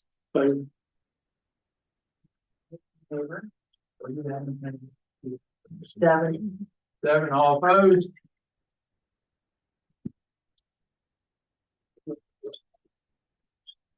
Ten. Motion carried.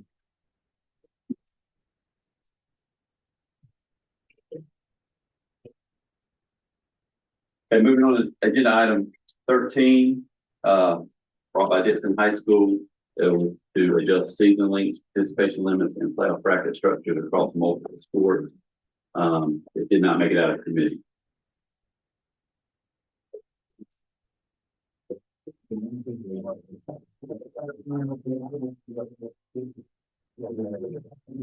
Agenda item 14, was to change the dates for baseball, softball, state finals, add conference baseball, softball tournament, and adjust basketball playoffs. This did not make it out of committee. This will also be brought to the sports calendar to look at and discuss.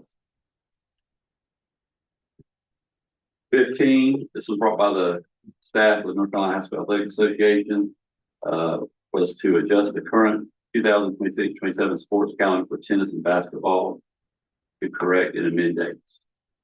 I believe it was more corrected one tennis date.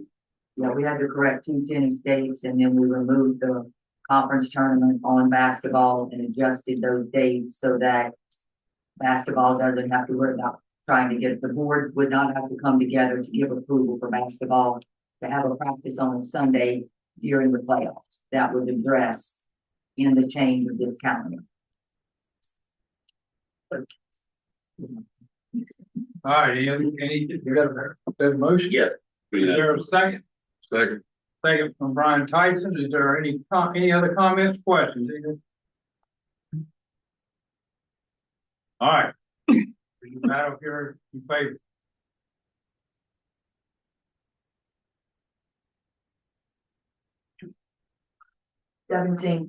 All right, 17 member passes. Agenda item number 16, JV football scrimmages. This is brought by the North Carolina Football Coaches Association. It was to allow junior varsity teams to conduct standalone scrimmages. We amended this agenda item to include all sports if they choose to schedule a standalone junior varsity scrimmage. We'll bring that. Okay, we have a motion for Larry Wilford. Is there a second? Second. Second, Sam Jones. Any comments, questions? How are we potentially protecting the standalone JV scrimmage? How are we going to ensure protection of that football player that may participate in that JV standalone scrimmage and then roll right into a varsity scrimmage? We have a quarter rule to protect during the season. So what are we doing to protect those athletes? I mean, most coaches, you would hope they do the right thing, but sometimes it doesn't happen that way. And I even think about lacrosse on top of football. I mean, you know, it's just. My question is really hard here. If you're doing, since you're the quarterback, 2 series at during the daily scrimmage, that's it. And so I don't know how you do it. I think there's a duty on some coaches. At some point, it's a duty on the coach, the athletic director at the school level. You kind of think to myself, about a form, I'm kind of thinking, I don't know how you would put a rule in place from this level down to do this. You can get a series of 2 running back. You know, I could see so many different scenarios in my head where it may be applicable for them to participate in both, not for a full game, obviously. So then why the request from the coaches association to do this? A lot of the jamborees, if you're not bringing your varsity team, can't bring a JV team is can't. You had to do both, so they were won't even be able to do standalone for JV for the school, but because the numbers were not adding up correct on some of the jamborees. Right, so if I was having some schools do not have junior varsity teams, and so they could, or let me reverse it, if there was an event going on and we had a JV team that backed out of it, but we had varsity and JV going, and we had one school that said my JV can't come, they cannot reach out to another school and just ask that JV team to come, because based on the handbook, varsity and JV scrimmages are held at the same time, same place. Same day, same place. Some of the jamborees have gotten big enough that where They're trying to do JV on one day, varsity on another day. So would it be a football only? I know we put all sports, the equity, but should this really be a more of a football only situation here? Alfie? We've actually had phone calls with other sports where it applied, like in volleyball, we've had somebody that's JV, didn't have JV volleyball, so they were looking for another JV team to come in to even it up for their jamboree, and we're unable to do that. Okay. So I guess it could apply to other sports. Right, yeah. Just to clarify too, with football, I mean, some of you know that they have the 5-hour restriction rule in football, where everybody else has that 2-game limitation for scrimmages. You're allowed 2 scrimmages, but football is actually by hours. They have 5 hours. So I guess it would be on the coach, just I guess as they do in the regular season, in any quarter, to police to make sure that student athlete is only participating in 5 hours of the scrimmage. And Brian, this thing came yesterday, they amended it from, it originally said on the football. Right, yeah, I know, yeah. And they amended it, so, to include all, because of what Alfie said, Alfie saying we're hearing it from other place, from sports, so. All right, any other comments? I think again, it's how do we protect that student athlete? Because football is a much different sport than the other sports that we have. Some of the protection, I mean, I think that's a valid point, but some of it too, that if JV teams aren't able to find a scrimmage because of the scenario we just talked about, then they're going to go into their first contest possibly without having any kind of scrimmage. That could potentially be a safety issue too. So I think the other side of it would be that.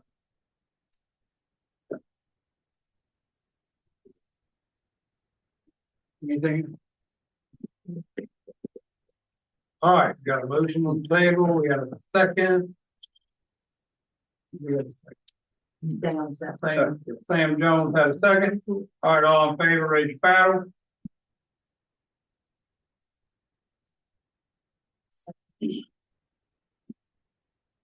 Seventeen. 17, that's unanimous. Okay, Larry.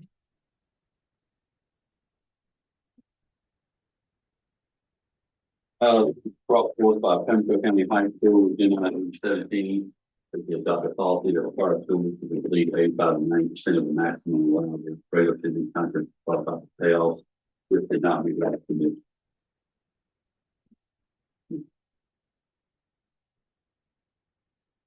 Agenda item number 18, brought forth by the North Carolina Basketball Coaches Association, to allow the shot clock to be approved on an experimental basis for the 2026-27 school year during scrimmages, invitational tournaments, and special events. Make a motion to bring that forward. We have a motion, we have a second. Second, Brent Lamb. So I have a question. Did we get the same request last year? How is it different? I think it's, if I remember correctly, it's different because of the, they're wanting it to be in the tournaments. The invitation of tournaments, I believe, what makes it different from what we talked about last year. Last year was special events. I think last year, I think we got it, in a previous meeting too, Chris. My memory is right, it didn't get out of committee. Last year. It was just, it had a special permit, December. But it didn't get out of committee. This has been discussed multiple times over the years and not made it out of committee. I believe you may have made the comment. I did make the comment, I'm tired of talking about it, I want to vote it. But my question is, does it impact anything with sanctioned or unsanctioned? Like, can you sanction games like that RPI? Other people will volunteer to go into it as a shot clock, when we don't have a shot clock rule. How We have not adopted that as a state. set up for? Would we be? So my question remains the same. What does a shot clock tell in high school basketball from the people who coach high school basketball? We play on it in Georgia because we're so close, and most games, it doesn't. I mean, if you're Larry's team, they play up tempo, it probably won't affect them that much. Late in the game, I didn't have to burn a timeout because I could play defense, get the ball back by the shot clock running. The one question we had, and I know we talked about that, I talked about this to a guy and when we were at Lenore Ryan was, does the shot clock run during a running clock? So do you turn it off when there's a running clock or do you keep it going? That was a question he had for me, and I said I didn't have the answer because we don't have it. I think some of your games, I have seen it before in basketball where people hold the ball and they'll hold it and hold it and hold it because they want you to play them man to man. It will take that away. That's just a few of the things that I've seen as a coach. Albert, how many officials across the state would you say are trained on the shot clock at this time? I'll defer to Roy. That's 15 to 20% probably, because they work like the next level games. And how many high schools have a shot clock? How many high schools have somebody to run a shot clock? But now, I just keep in mind what they're asking for in this one is for it to be approved for scrimmages, invitational tournaments, and special events, not statewide. And that it has been, you're right, it's been on the agenda for I don't know how many years, but it's the submission has changed over time and it keeps, I think, getting whittled down to a smaller number of events. And so, Dan, I think you're right. Not many people have the shot clock. And I don't want to say this as if I'm in favor of it, but what they're asking for is not to have it. They're not asking to have it in all games at all. Required. Right. They're asking to collect some data based on this board approving it at what's in this motion. Now, I will say, I guess when I'm talking, my concern remains the same. If the association does approve it based on NFHS standards, I think what we determined at one point is it's going to cost schools $5,000 to $6,000 to go back and put shot clocks in gyms. And if we're making decisions that at some point to where we're going to ask schools to do that, there's going to be a lot of schools that can't do it. I think the officials being trained is an issue. I know when we did the survey years ago, ADs were overwhelmingly against it because of, you have to find another person to run the shot clock every night. And if they're not trained appropriately, what does that look like? You can't go back instant replay to try to figure out whether it hit the rim or whether it didn't. And I think there's a number of reasons that it could be problematic, but what they're asking for here is scrimmages, invitation tournaments. So in these invitationals and special events, are those games that will count towards RPI?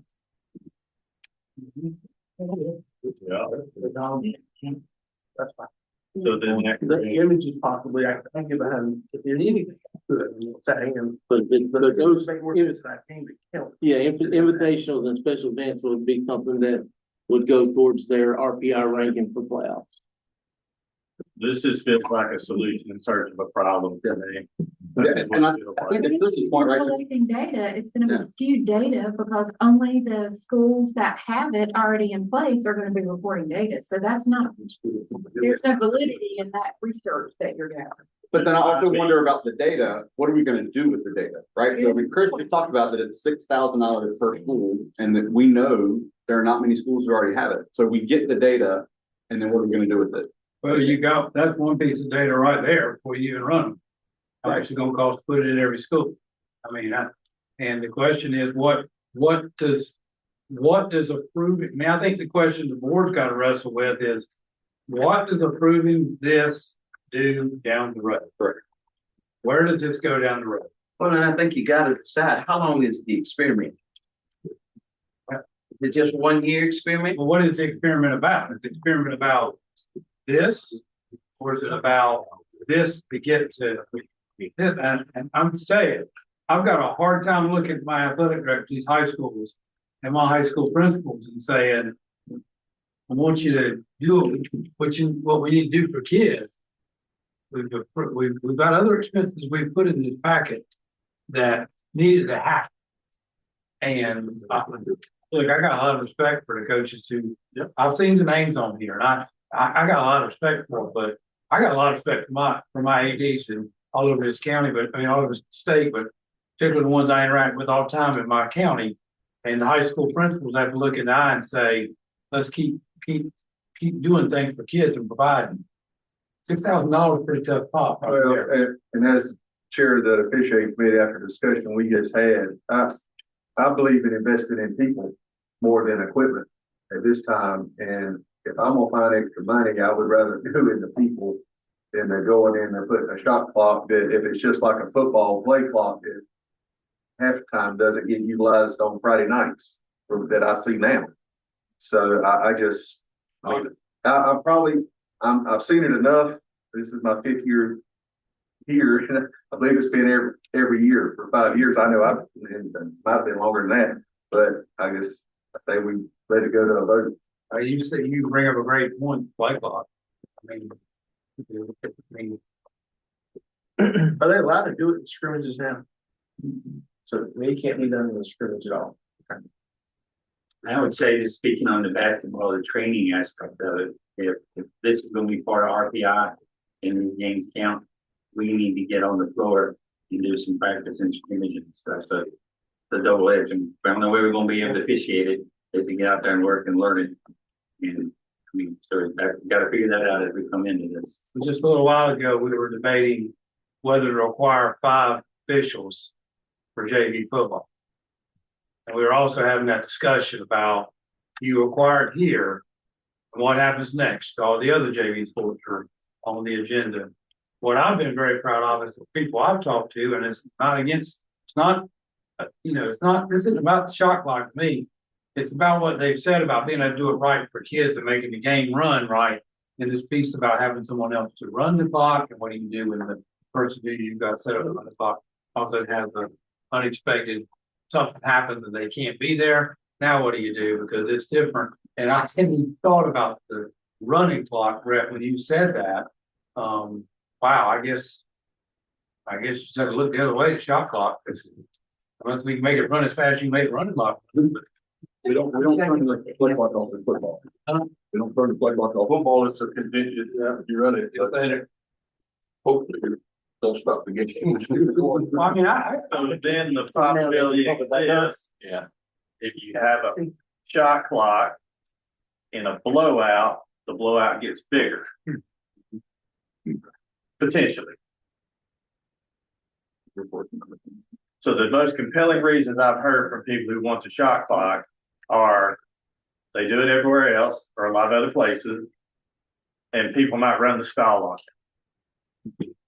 That's the 2 most common things I've heard in the 4 or 5 years. Am I off on that?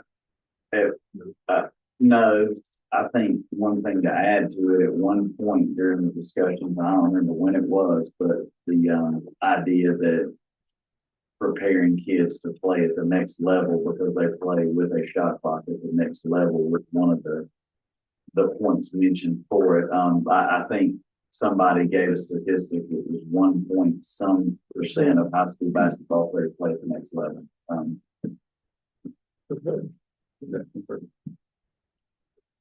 So then my personal take on this, which I've never hidden, I don't think, in this conversation, is make a coaching adjustment. And we're only in charge of North Carolina. So.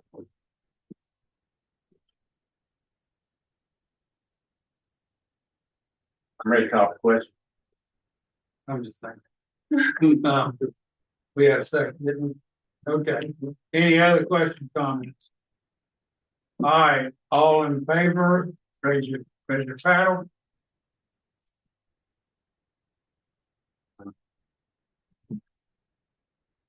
All opposed, raise your paddle.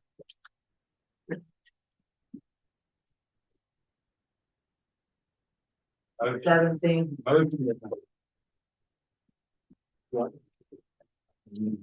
Moving on to number 19, agenda item, reviewing the fully automatic timing requirement for qualifying indoor and outdoor postseason. That was a discussion item only.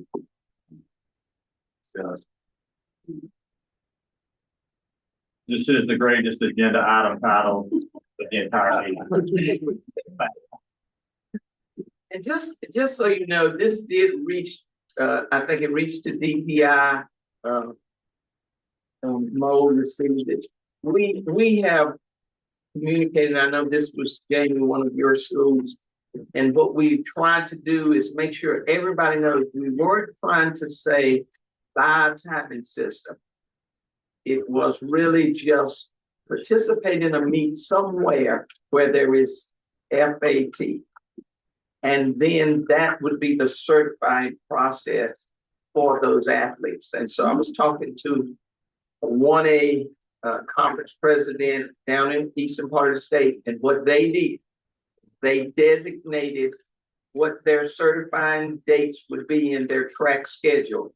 And their schools in that conference pooled their money to hire timing system. And then all the rest of them, they hand time. And then they just tried to make sure that, you know, their kids were ready on the days that were certified. So we'll continue to try to work with your folks, Jamie, just to try to make sure that it is available.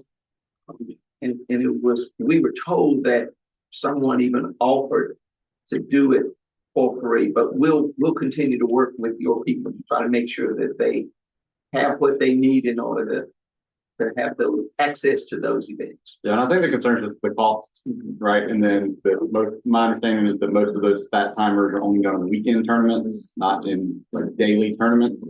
And so then it's also then getting those kids to those places, right? I mean, again, in rural Eastern North Carolina, it's just hard sometimes. So that's a huge hindrance for us. Well, I think I'm going to, when I retire, I'm going to invest in a timing system. That's what I'm going to do, because I believe I can make a little money. Well, I'd like to make an announcement. President Gainey and I are going to race in the parking lot. We're using sundial time. What Mark doesn't know is, you know, he's not sure how close to a 4.3 I was still running. I'm pretty sure I know about how close it is. Boy, it's We get to the line, he's close to win, I'm diving over. I'm gonna win, if I'm not sure, I'm gonna watch this. If I'm not sure, I'm gonna take him out from behind his crowd. Well, regardless of how fast you want to lead a car. I was thinking right here, we got this little ring right here. We could probably need some butt raising right here. And I'm not getting into a Brad or Sam or whoever. I do want one comment off the back to me though, is I come into that vote the playoffs two in one way. Hearing conversations from another. It is in most conversations I have before the meeting, it feels like, but there's some valid points made, you know, a 17 seed wouldn't make it, all those things. I think that we need to make sure we challenge the staff either about its data, or we go back and look at playoff brackets and see who advanced, who didn't, this summer, because all I hear it is watered down. I mean, I was a sub 500 and we were hosted. And while, you know, at some point we at competition and competitors matters, but also opportunity for kids to do as well. And so I just would like to challenge the board and staff, but make sure that is done when we can all have the opportunity. Commissioner Duggar's point, you're gonna need to look at the number of opt-outs in that data, because that's gonna be a huge part of it. Yeah. That causes more work. To get the whole thing. Yes, really more work. Rhonda had the numbers. We had 19 teams opt out for softball and 7 for baseball. Over 1 through 7 classification. Yeah. That would Yes. I just think you got it. And I know it came up several times on several things about giving some things time. It's like the fruit tip. I think we do our due diligence there and then see how things. And we want to get it right. Yeah. The members go with, I mean, we hear it, we want to get it right, but this is year one. And if we didn't think we were going to have some growing pains and some things that we were going to have to adjust, we were fooling ourselves. The member schools need to hear that. And Jamie and Roy brought up two very interesting make similar comments. Who's to say 48 is the number? But I mean, if it's not, it may not, 32, excuse me, if not 48, it's 32. I mean, we're already used to some bias. I know it's not optimal, because I don't think you can reproduce game speed in practice so much. Unless you've got a really loaded team where your second team's as good as first team, and I'm not saying there aren't teams that can do that, but I've always thought game speed and practice speed were two different things. So I get that having the bye is not optimal, and probably in any sport. But anyway, so I don't think we're done talking about this topic. I don't believe that, but Roy and Jamie, I appreciate you kind of throwing that out in the middle of the room too, because that's a very relevant point that needs to be looked at too, if we go to paradigms. Well, some of what whether Eric or Brian, y'all talked about it, some of that discussion too revolved around, if I remember correctly, if you went with 32, that was a lower percentage of teams 1 through 7A that were going to make the playoffs than in 8A, where if it's a 32 team total. And so you might be able to manipulate that number a little bit to get it closer in 1 through 7 to whatever that percentage is. And don't do 32, but also less than 48. All right.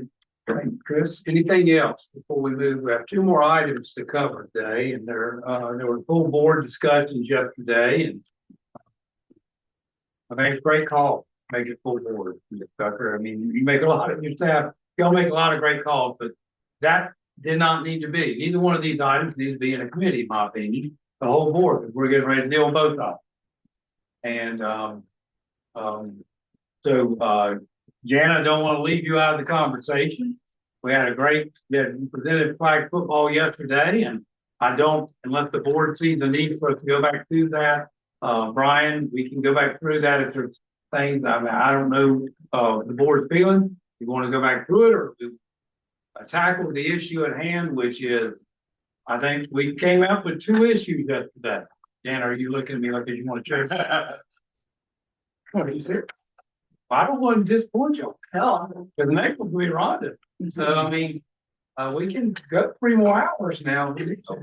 But I think we had great information. And Brian, we get to boys volleyball. We're going to talk about the point you made about participation rate. Appreciate you keeping us up on that. Let's go to flag football first. I think there are 2 decisions we have to make about flag football. It's are we going to sanction it? And then when do they start playing? As they sanction it. We know they're already playing. They're already having a lot of fun. It's already going well. Some places in the state. It's going to sanction if it's sanctioned, then other people will join, no doubt. No doubt. I do believe they'll join in, and it'll ramp up if it's sanctioned. So I guess not inappropriate, Mr. Attorney. Are there any questions about flag football? Anything y'all want to discuss before we get into the mix of this? I wasn't here yesterday, but our group's ready to roll. We're like CMS. We've been doing this show for 3 years, and we're ready to go. And I don't see a reason for holding back the ones that are ready to go just because everybody else hadn't budgeted for it or whatever. Like lacrosse or indoor track. I mean, we don't do lacrosse in our district, but if somebody wants to join, they can join in later on if they want to. And if they need to wait a year, that's fine. But we got a boatload of girls ready to roll to start this coming year. I'll leave a motion up to somebody else that's on the committee, but President Gady, I'd like to make a motion to sanction girls flag football. Yeah, we're going to do this 2 pieces. or Let me sanction. So we're going to do 2 different. And then we're going to do the start, okay? Because I think they're very separate items, both things. Because I have strong feelings about where we're headed, and they're positive. So, all right. So we have a motion from Jamie King to sanction.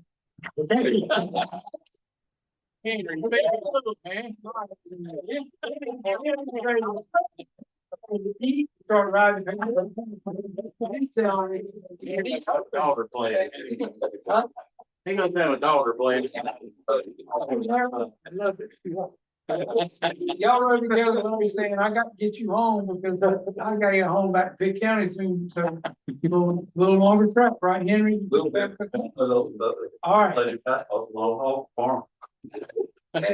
So we have a motion from Jamie King. We have a second from Henry Rice to sanction girls flag football. We're at the second. There. Okay, there we go. All in favor, raise your hand. Hang on, we don't have a discussion on the vote? I have. Anybody's hand? I am. Okay, go ahead. So, I thought I asked you that. So this vote is simply to sanction it as a sport. That's correct. That's what my motion is, yes, sir. Have we ever sanctioned a sport that we didn't say when it was effective? That's not what I asked, Mr. President. Have we ever sanctioned a sport as a governing body that we didn't say effective? It was the effective date.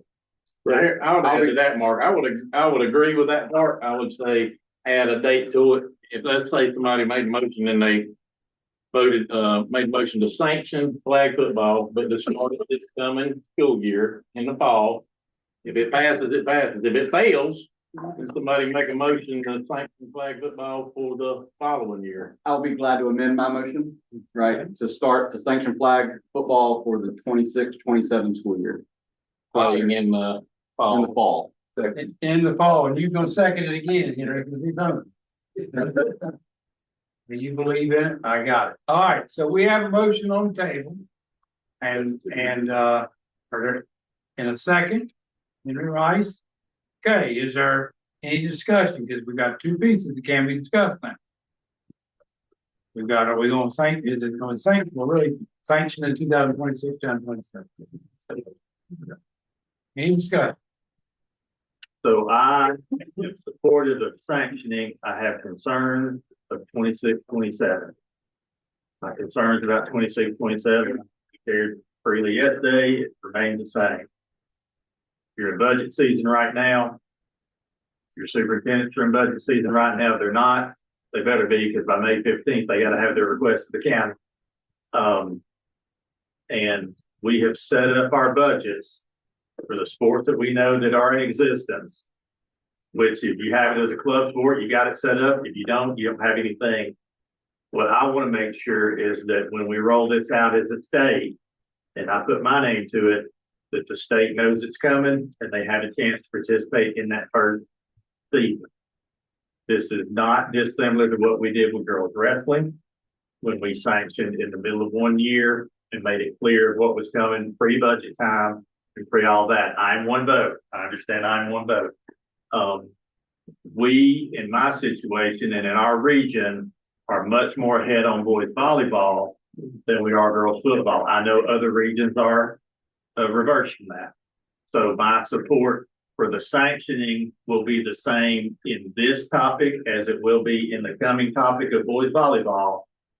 But I just feel like rushing it to state championship status in the next school year is a little premature.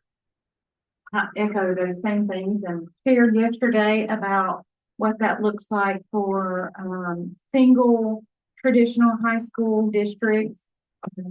The far west and the far east, there are a lot of logistical aspects of this that are going to have to be worked out beyond the finance piece of that, but just the facilities, the staff, those types of things. I also echo with Mark. I don't want to not offer something where kids are actively engaged in. I just know for me in Jackson County, we're going to need a little more time to get this rolled out effectively if we have interest in the district. So, and I'm not against it. The timing is not ideal. I'm gonna respectably go back and say that I don't think that holds everybody else back. You know what I mean? I understand that y'all can start anytime you want, just like us with lacrosse or indoor track, but make these other folks that we get 30 some years of the career in our fields, these high school kids get 4. You know what I mean? So we're down to a group of seniors here. We don't start it this coming year, they're gonna be out of luck. And we've not to being able to participate, it just says they won't have a sanctioned Well, championship. more- They're different. well, more are gonna come on board. When it's sanctioned, because some of them are being held back volleyball wise and flag football wise until it's sanctioned, and they will. Another point I'd reiterate, and I think Dr. Gainey told some of y'all this yesterday, or the board, about the Panthers did say that they would provide funding for people like you, Dana, that your school system or schools may need some funding, and there's gonna be a second opportunity come about as well once the sanctioning does take place. And I'll let the Panthers, I'm not gonna steal their thunder. But they're They still can working explain all those that. details out. Right. Grants. Yeah, they're still working those details out. And I will also add that those that are not playing now, there's still no guarantee that they're gonna wanna play in a year. And we're still gonna have the same conversation because there's some people that don't wanna play lacrosse. It's offered in our district, but out of the 21 comprehensive high schools, less than half of my schools play lacrosse. But it's an option, and if they ever wanna get started, then we can make it happen. So I think that's with any sport across the board. And the financial piece, I don't think, some of the flag football kits we got from the NFL anyway, we didn't pay for that. The NFL purchased those, and I think some of those are still available. We can still get the flag football kits where you're not paying the money. I understand the logistical nightmare as well. But again, I'm for moving forward 26, 27 in the fall. If it's sanctioned for them for next year, and there's 50 more teams added, how does the staff create conferences and deal with every day a new team is established? When the rules say you gotta be a part of a conference for that state championship. So if we don't delay it 1 year, how do you manage that for setting conferences and schedules? Well, I think we can manage that piece. What I worry about is how many games are we playing? When do we start? Because if you look at the proposal that came from Darren Coe, it was a 24 game schedule beginning August 1 with the state championship, I believe, November 14th, somewhere in that. All right, so that's 24 games. So that to me, I think is the bigger piece.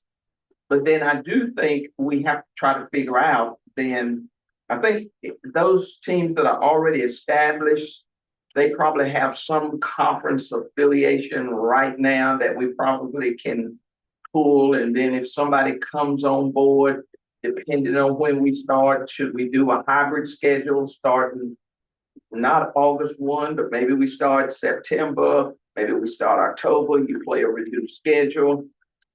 You know, those are the logistical pieces that I think have to be worked out. My concern with that is we had these same logistical issues at the winter meeting. We're now at the spring meeting and talking about the same logistical issues.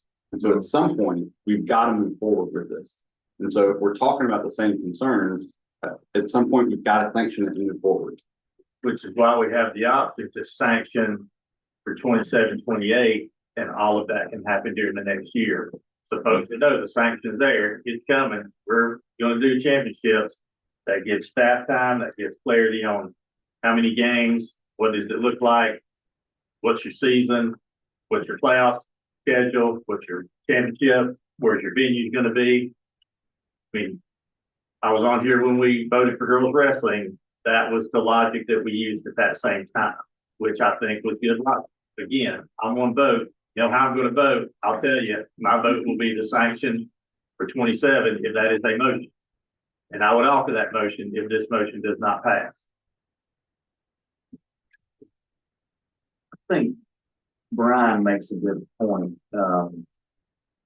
It goes back to something somebody said earlier to me. You feel like you know how you're going to vote on something. Really haven't thought about the schools that aren't playing right now that would continue not to play if it's delayed a year, but that will decide to play if we voted in for the next school year, and the opportunities that those girls will miss if they're senior.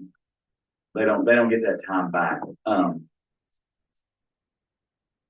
Yeah, I don't know. I mean, I think that's a good point. Because I don't know that it's gonna matter that much for the schools that are already playing. They're gonna continue to do it. There won't be a sanctioned state championship. But I think there will be a number, and just thinking about what Dana said, because I'm in a one high school county too. I don't know that we will, I don't know what will happen. I don't know that we will have flag football if the sanctioning is delayed a year. I think we will though, if we do it now. Good point. Well, there need to be in deadline, like teams. To I think commit at this time, that way new teams like NCHSAA. Yeah, just like lacrosse, Sam. They do that over lacrosse. Same thing as lacrosse. Yeah, like go ahead and commit by June 30th or whatever the Right. date this board sets. And then any new teams would be eligible for the championship the following The next school year. year. Yeah. Right. So that's what you're saying. Declare you can play. Yes.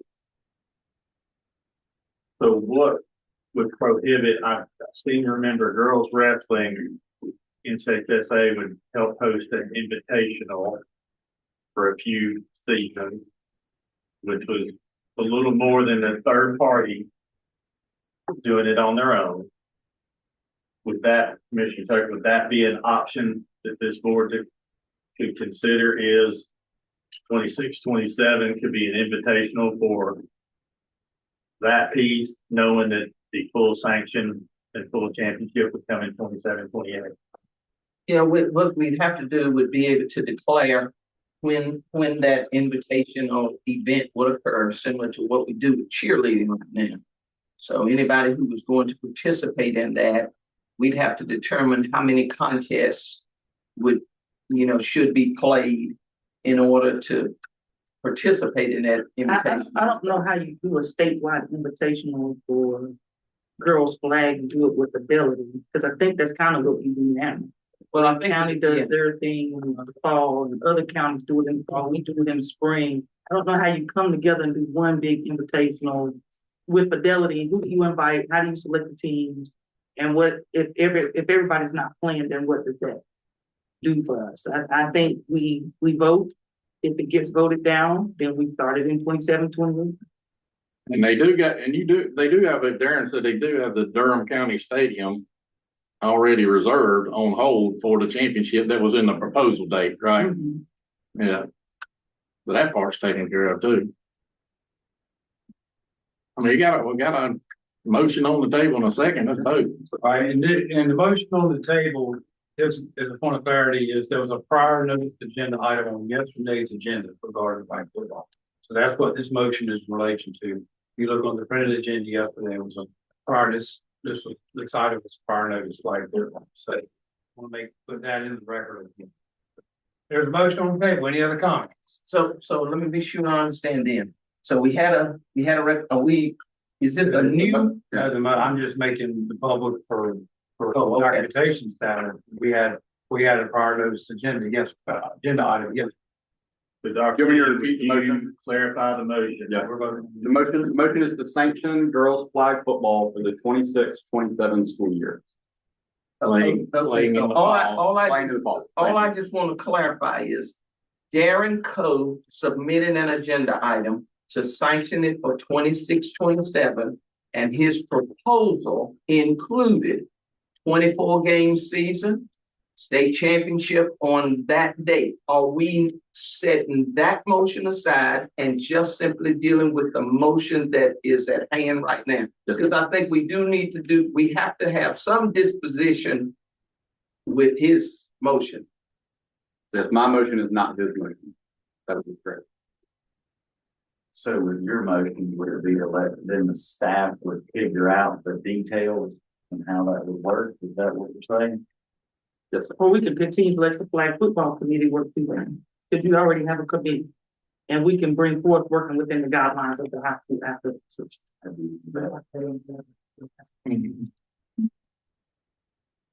And the expectation that information would be out when?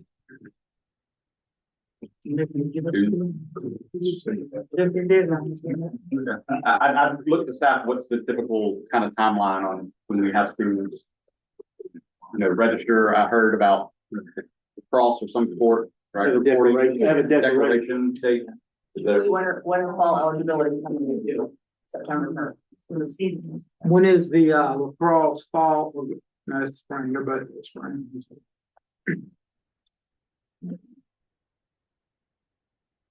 And Erica, what Darren submitted was from the committee, you know. We might have to adjust it though, based on the recommendation from the high. But it'll probably, when y'all meet again, it'll probably be close It can to be the adjusted. same. Would it be, you can have more efficient staff, and their staff, you do, put your recommendation of like the windows, or when you think it should fit best based on the calendar. Get feedback from the committee, but y'all on the front end, try to put the organization of it together before it's set up vice versa. At the end of the day, we're gonna do what the staff tells us, if that's the way it fits in your calendar. You know, And I think that's why I'm not recommending Darren's proposal, Right. right? Because I think Thank you. staff should make those recommendations. When is it? What's the length of the schedule? To my knowledge, no other sport has someone come in with a recommendation on how to run it. That's the staff's right, position. Right. And we're asking them to have this done by the fall. If the That's motion correct. passes. If the motion passes. All right, any other questions or comments? So the motion on the table is sanctioned flag football effective 26-27 start date. Was there a season tied to that Right, policy? Oh, I just want to make sure I have this correctly. that wasn't in the motion. yeah, it was. You added that. You added in the fall, didn't you? I added it No, after it's the the second, 26th. after the second was already accepted, so it's not really part of it. Resend it and say it again.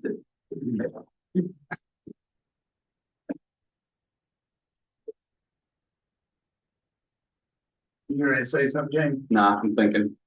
Okay. So there's a motion, it was seconded. All right, let's go with it. We got a motion.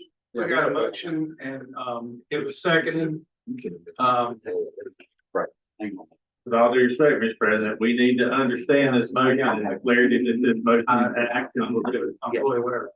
So 1 second, to be clear, on the agenda item was the motion to sanction flag football. There was a specific timing for that, I guess the agenda item that was noticed to the public.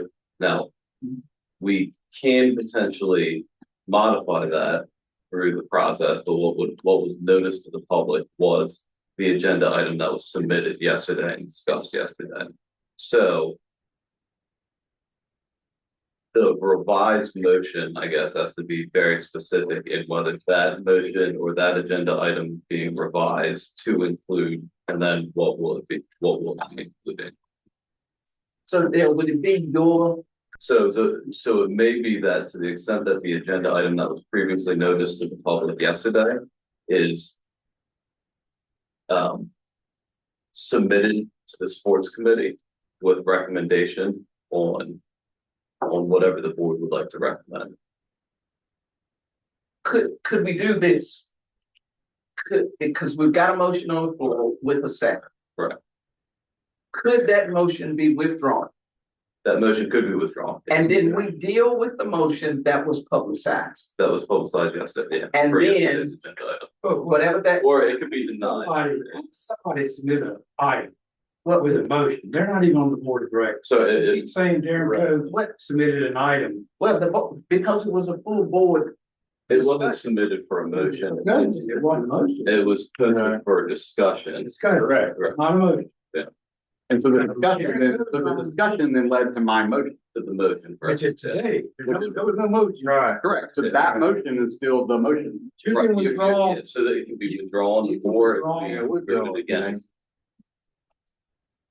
But this board makes the motions and carries out the action. Correct, yes. Because we are duly elected to do so. Correct. Correct. Which means that's a valid motion. It's a valid motion. You can withdraw it. But I don't, yeah.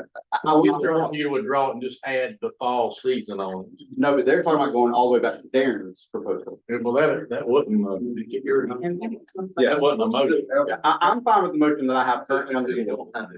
Right, you don't have to. Yeah, they can do it wrong. All right. All right. We're gonna deal with the motion you put out there. Yes, sir. Okay. All right, we got a motion, we got a second, all in favor, raise your hand.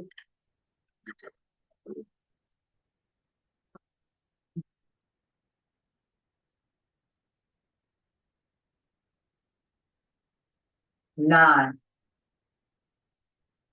Okay, all opposed, raise your hand.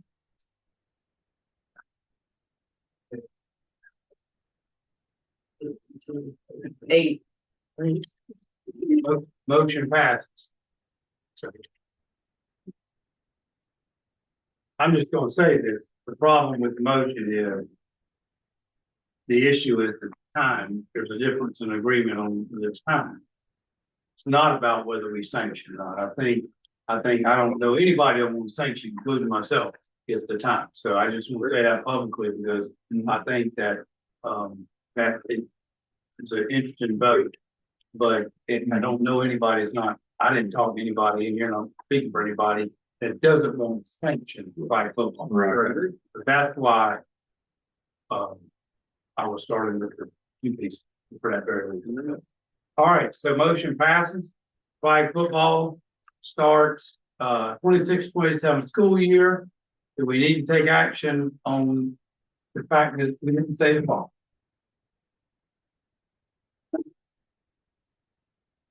I recommend with the staff. I leave that staff. Through when they think this would fit dates, they'll confer with the committee, and then you're gonna have to make a calendar adjustments. So we're gonna have to come back at that point, correct?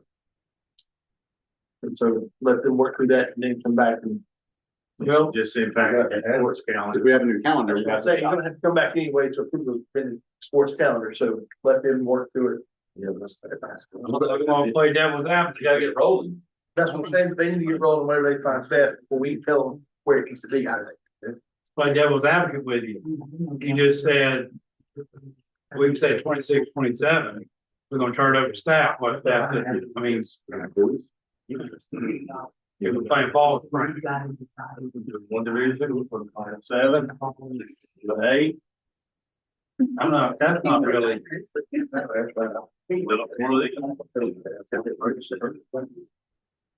Well, obviously, the flag football committee felt like there were enough playing to have play 24 games. And then I don't remember if within I was that. told either 18 to 24, but we can adjust that. Well, the 24 would be a max. Right, yeah, you play less. Right.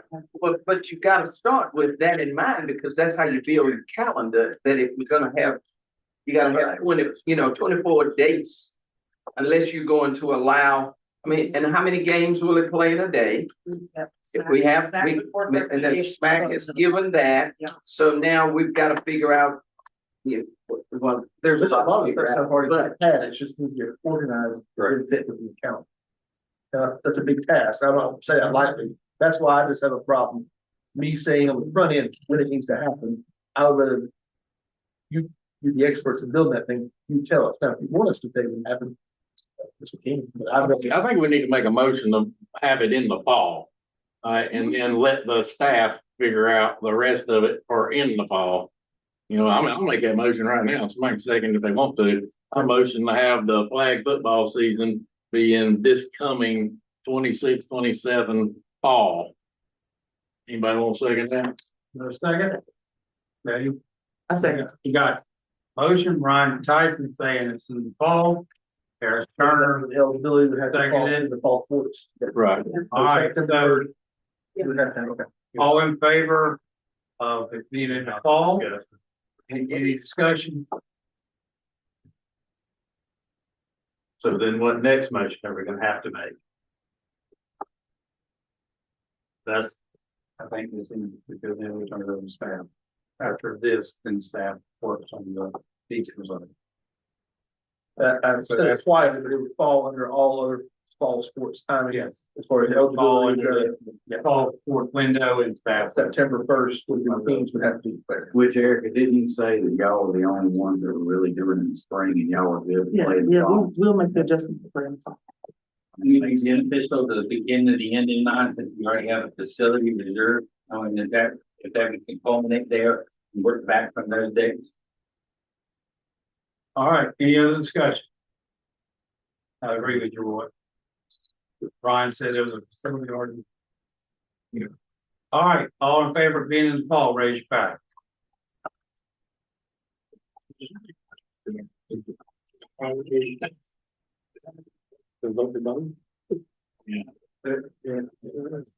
You don't want any other part of it.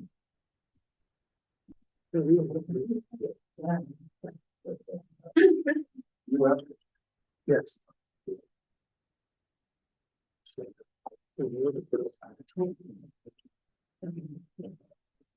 13. 13, all opposed.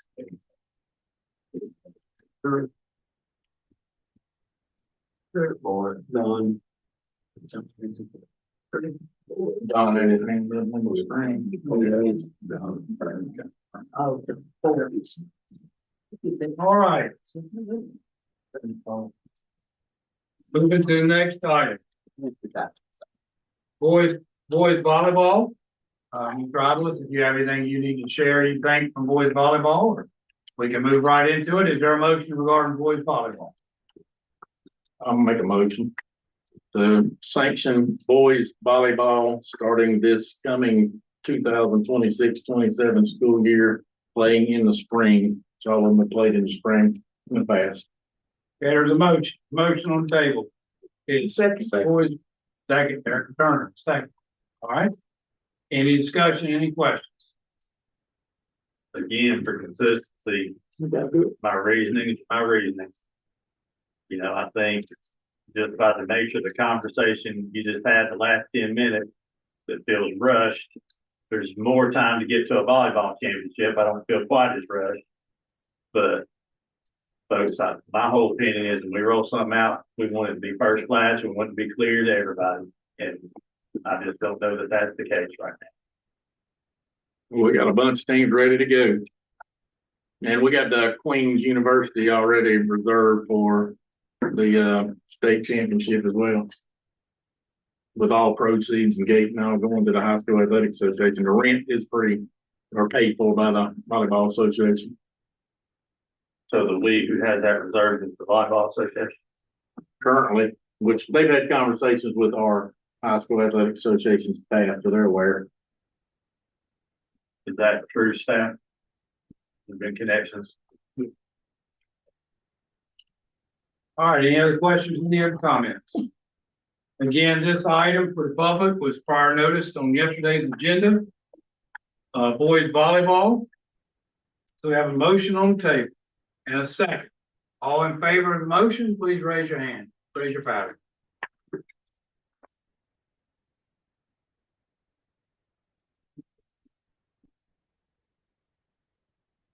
Ten. All right, all opposed, raise your powder.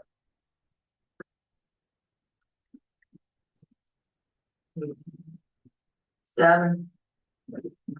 Okay, motion carries. Boys volleyball is sanctioned and will start in the spring of 2027. Again, I want to make a public comment. I do not think, I'm not speaking for everybody here. I think this is a timing issue versus whether it's sanctioned or not. I think there was support from this board, a lot of support from this board for both sports to be added, be sanctioned. So we'll move forward from here. But we have now added two sanctioned sports, men's volleyball and flag football for girls. And both will start 26-27 school year. So anything else for any other agenda, anything else, any business we need to handle before we close up for that? I would just say that I think the executive committee or whoever is, we're adding sports and more duties on our staff and the commissioner to give feedback to the appropriate leadership of number of staff, can we afford more staff or not, just so we can support them the best we can as we're adding more burdens to them. And that's all, make sure they got what they need. I have a similar question that Sam was talking about the queue, adding 2 new sports, what does that do to capacity of staff? Is that something that, you're gonna need to look at additional staff person? Just, as we add additional things, we can't expect everybody to do the same thing with less resources. So just curious. Well, obviously, to add additional staff between now and the fall, when we just approved something for the fall, I don't know if that's really gonna help us that much. I mean, we have a new staff member that's coming on board May 18th, and obviously she'll have to pick up and help with that. I have no doubt that this staff will do whatever needs to be done. The motions have been made, the vote has been carried out, and I think our staff will rise to the challenge of being able to do what we need to do. Having additional people would just simply allow somebody else to be able to go to a site and cover it. But we'll get it done. I don't think the board needs to worry about whether or not we have enough staff. We've got capable staff, and that's the key. I don't think quantity is not the issue. Quality is what we have, and I think our staff will be able to get it done. Now, if y'all disagree with me, go ahead and say something. So I agree with quality 100%. Quality, like having officials today, pay quality, all the time, go hand in hand. If it's not more staff, I don't know what we can afford. I know the budget committee, you guys can handle that. I just want to make sure they're taken care of. And I appreciate that question, but that question has now come after the action has been taken.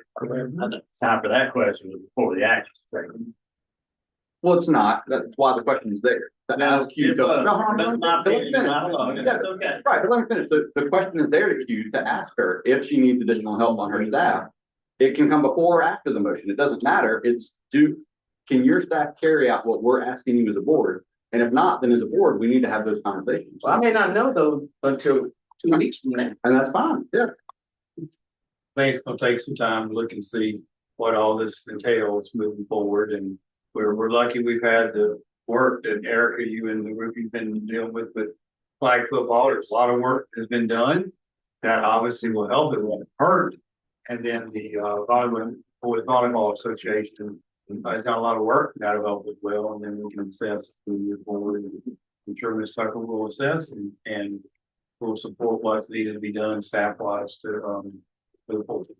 At the end of the day, Doc, we've done what you've always said. We've provided more opportunities to kids. And everybody agree, disagree, don't matter how you voted, but at the end of the day, that's what took place. And that's why I said what I did. And everybody in here is for that. I'm 100% right. I'm not agree with that person this whole time we've been together to say anything about not going to this direction for these issues. Absolutely. Yeah, I would agree. We knew it was gonna happen, here we are. That's right. All right, Ms. Tucker, I'll turn it over to you.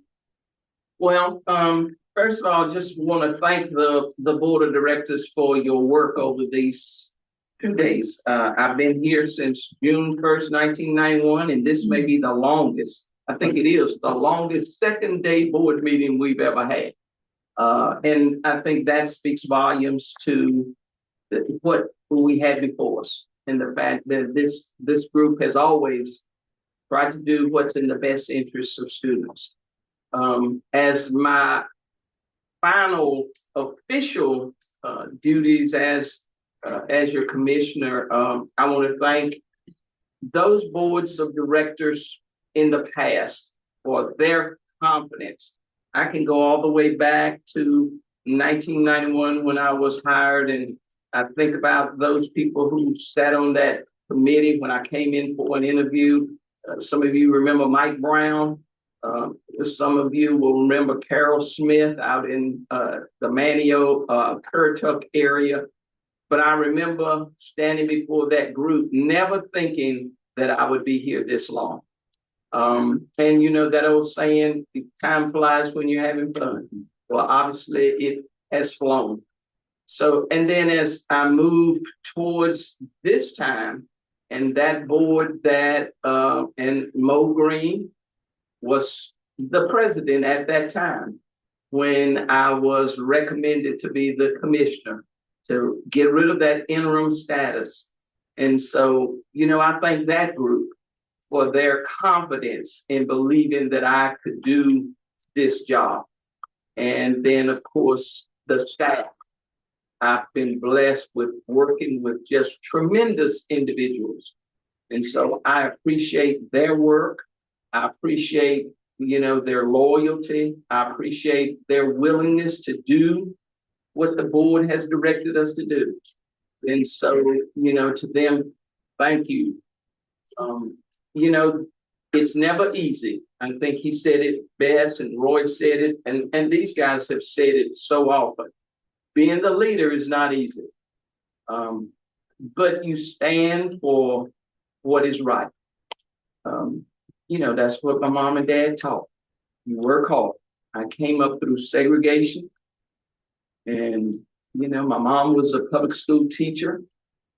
And my mom made sure we knew how to stand up and talk in front of people. My dad made sure we understood, talking about my sister and me, that we understood how important it is to get along with everybody. And so we worked hard. You do the right thing. And that's what I have done, especially over these last so many years, is to try to do the right thing as I've spoken to legislators and whomever needed to be heard, is to do the right thing and then treat other people as I wanted to be treated. The golden rule, do unto others. And so that's been my philosophy. And so, it'll come to a close, in the fall, and it'll hit home then. But, so thank you for giving me this opportunity. All of you have helped me in so many ways that you don't even know. So I just want to thank you for that. Thank you for the work that we've done. And yeah, there's some challenges as we go through the summer, but as I said to you, when I sent you my letter of resignation or retirement, I'll work every day until I walk out the door. And so that's my commitment. So thank you. And I know that this group and future boards will continue to do what is right for kids, to do what education-based athletics is all about. And we can't ever set that aside. We're different than college. We're different than pros. We're trying to teach lessons. And so never forget that. Always keep that in front of you. So thank you. It's been a joy. Thank you.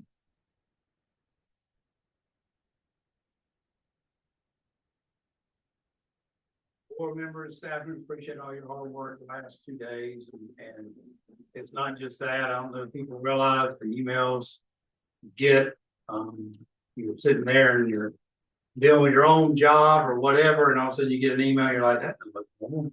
It isn't like somebody always emails me, and then you realize it's part of your board responsibility. So appreciate all you do. And I hope you have a great end to the 25-26 school year, and I hope I do too. I'm hoping on that. But Ms. Tucker, you said something, and I want to say this to you. And I mean this from my heart, and it's just about loyalty. When somebody puts in their time and does what you've done so long, I hope, you said the word home. I hope this building, whoever the next leader is, always makes you feel welcome in a home you build here. This is a tremendous, tremendous place. So as we close today, I just leave you with this. Keep playing to win and not keep losing.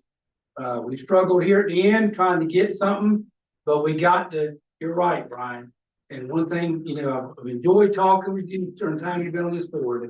And you're right, we did something good for kids today. We did 2 great things for kids right here at the end. A lot of things during the day, but these 2 were big. So I hope people are happy in the way they've turned out. And let's take care of kids and see kids flourish. And 2, Jamie, you've got one at your house. I know is going to be excited. And I'm missing somebody else's child, but I met that child and I know she's going to be excited. So this concludes our meeting, and I think there's lunch, and we're going to a press conference, right? Yeah. Dale, thank you. Thank you. Thank you. Not sure you know.